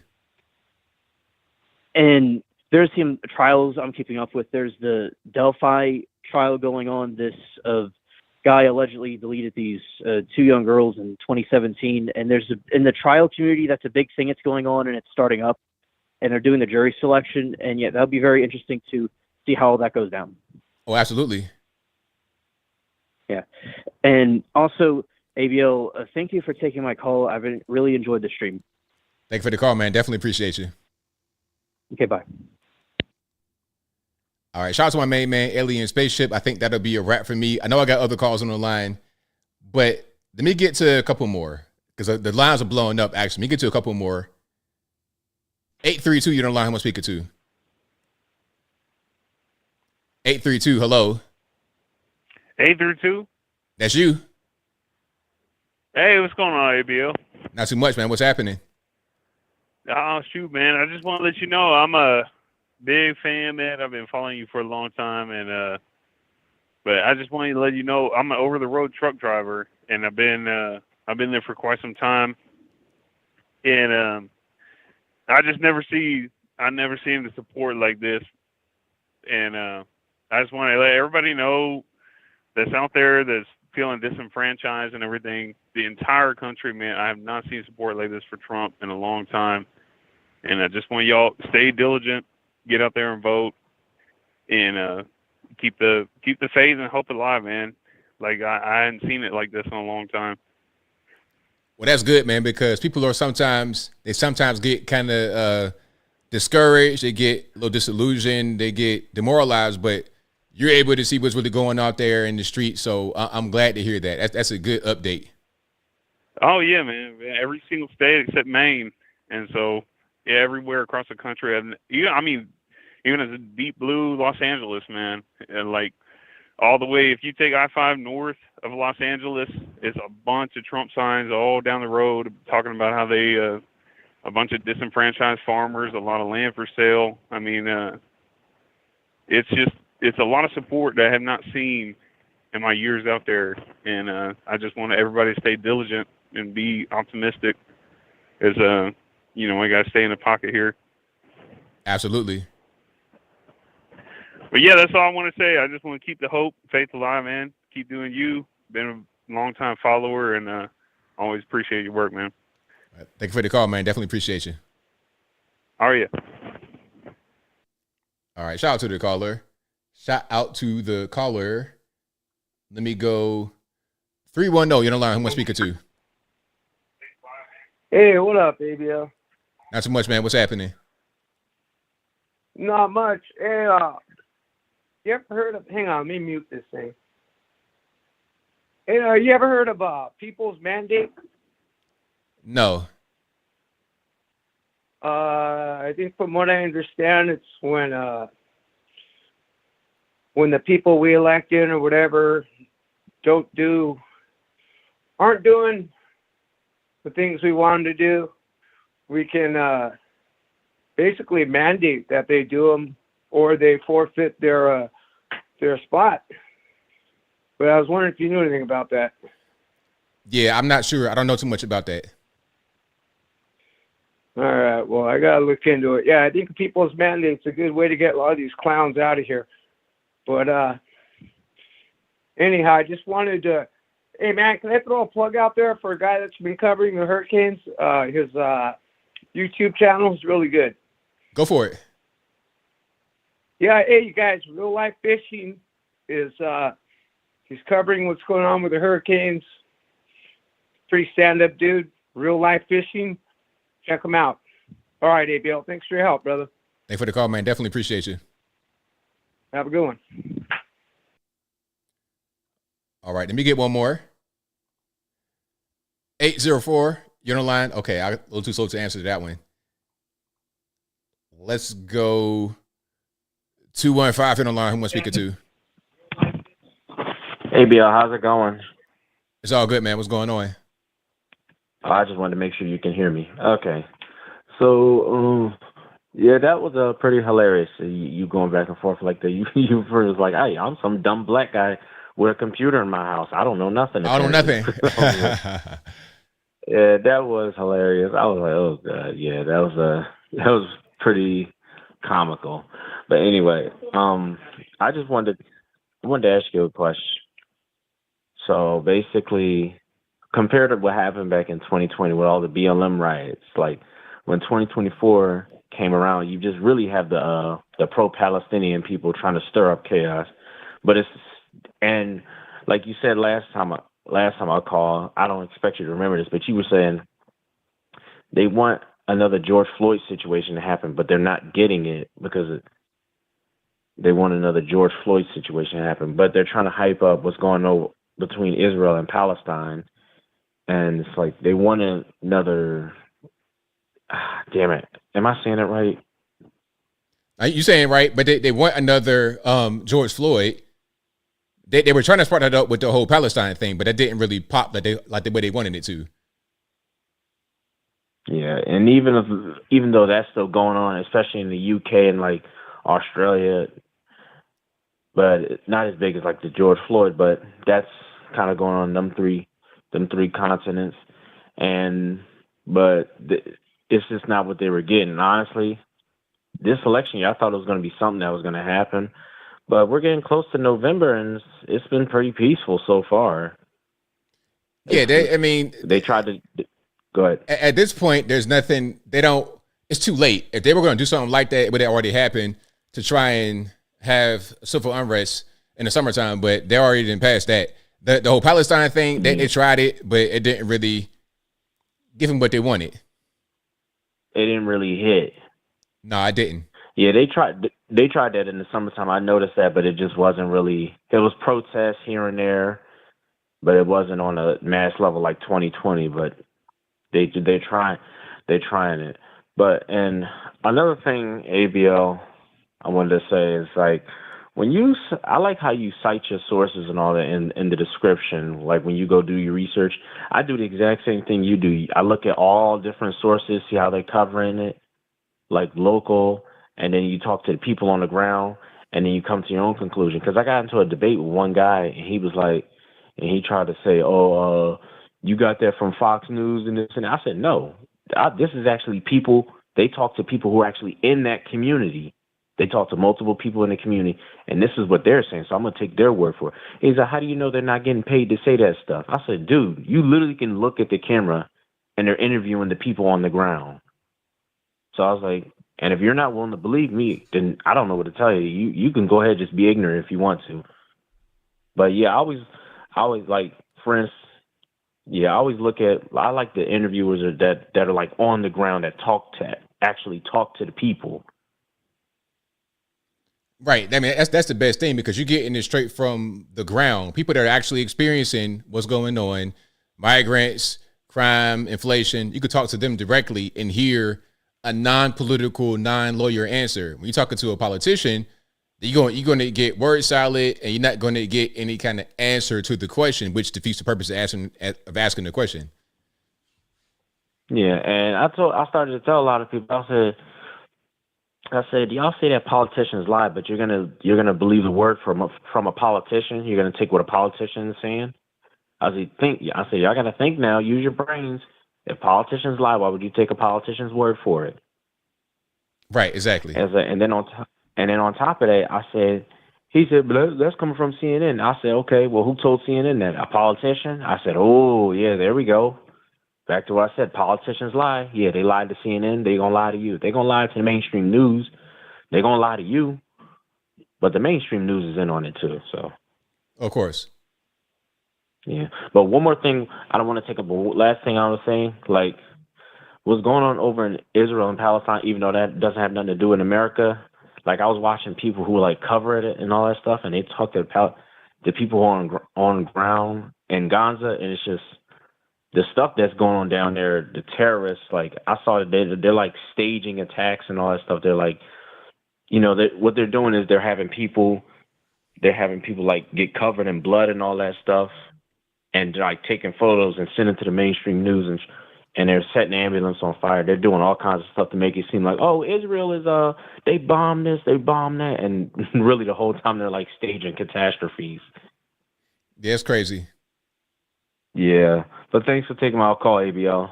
Thanks for the call, man. Definitely appreciate you. All right, you have a good one. Same to you. All right, that'll be a wrap for me. I did a little bit of overtime for y'all because, I was late. But shout out to you guys. I appreciate y'all for joining. I'll be back live again on Saturday, same bat time, same bat place, 8 p.m. Eastern time to right around right now, maybe a tad bit earlier, 11 p.m. Eastern Standard Time. Of course, we're at about 11:30 right now, way past my bedtime. But shout out to y'all. I appreciate y'all for joining. You guys are the best audience anywhere on these interwebs. If you enjoyed the show tonight, please give the video a thumbs up, like the video, share the video, do all that good stuff. That'll help me out tremendously. And shout out to everybody in the chat for watching, retweeting, super chatting, whatever you're doing. I could not do the show without you. Thank you to the mods for keeping them trolls in check. I appreciate you as always. And I got a few super chats. I'm going to read those right quick. Then I wrap it on up and put the bow clean on top. Matter of fact, I thought I got one super chat I didn't read yet. Shout out to, I'm tripping. Shout out to Blast Radius, who says, there are still clowns who believe Trump is still in office and that Kamala and Biden were never in office destroying the country. Amazing. Exactly. They are talking about the things that are happening right now as if it's Trump's fault. Newsflash, Trump is not in office. So you got to blame not the orange man, but the 1,000-year-old man and the cackling lady that's right next to him. You got to blame them. Okay, you got to blame the fossil and the laugh factory, the leper and the laugh factory. You got to blame those individuals together, not the orange man. He's at the house playing golf, etc. All right, but yeah, that's a really good point you made there. But that'll be a wrap for me. Again, I'll be back live on tomorrow. I have what I got tomorrow. I got a lot of videos I got to do for real. I'm kind of backed up on videos. I got to do the video about the Bret Baier kerfuffle. I'm going to try to condense it as much as I can. Try to get, I don't want to have you watching a 30-minute video about Kamala, so I'll get it down to like 10, 15 minutes, something like that as usual. And I put it on Instagram and everything else. Oh, this is also an audio streaming podcast you're listening to right now. It'll be available on your favorite audio streaming platform, whether they be Google Play, Apple iTunes, Spotify, etc. Link for that will be in the description, or just go to your favorite audio streaming platform and search ABL Live. I should pop right on up. This episode, as all episodes, should be available 8 a.m. Eastern Time on tomorrow, which would be Thursday, Eastern Time, 8 a.m. Check it out. But that'll be a wrap for me. So until next time, y'all be safe. I'm out. And peace.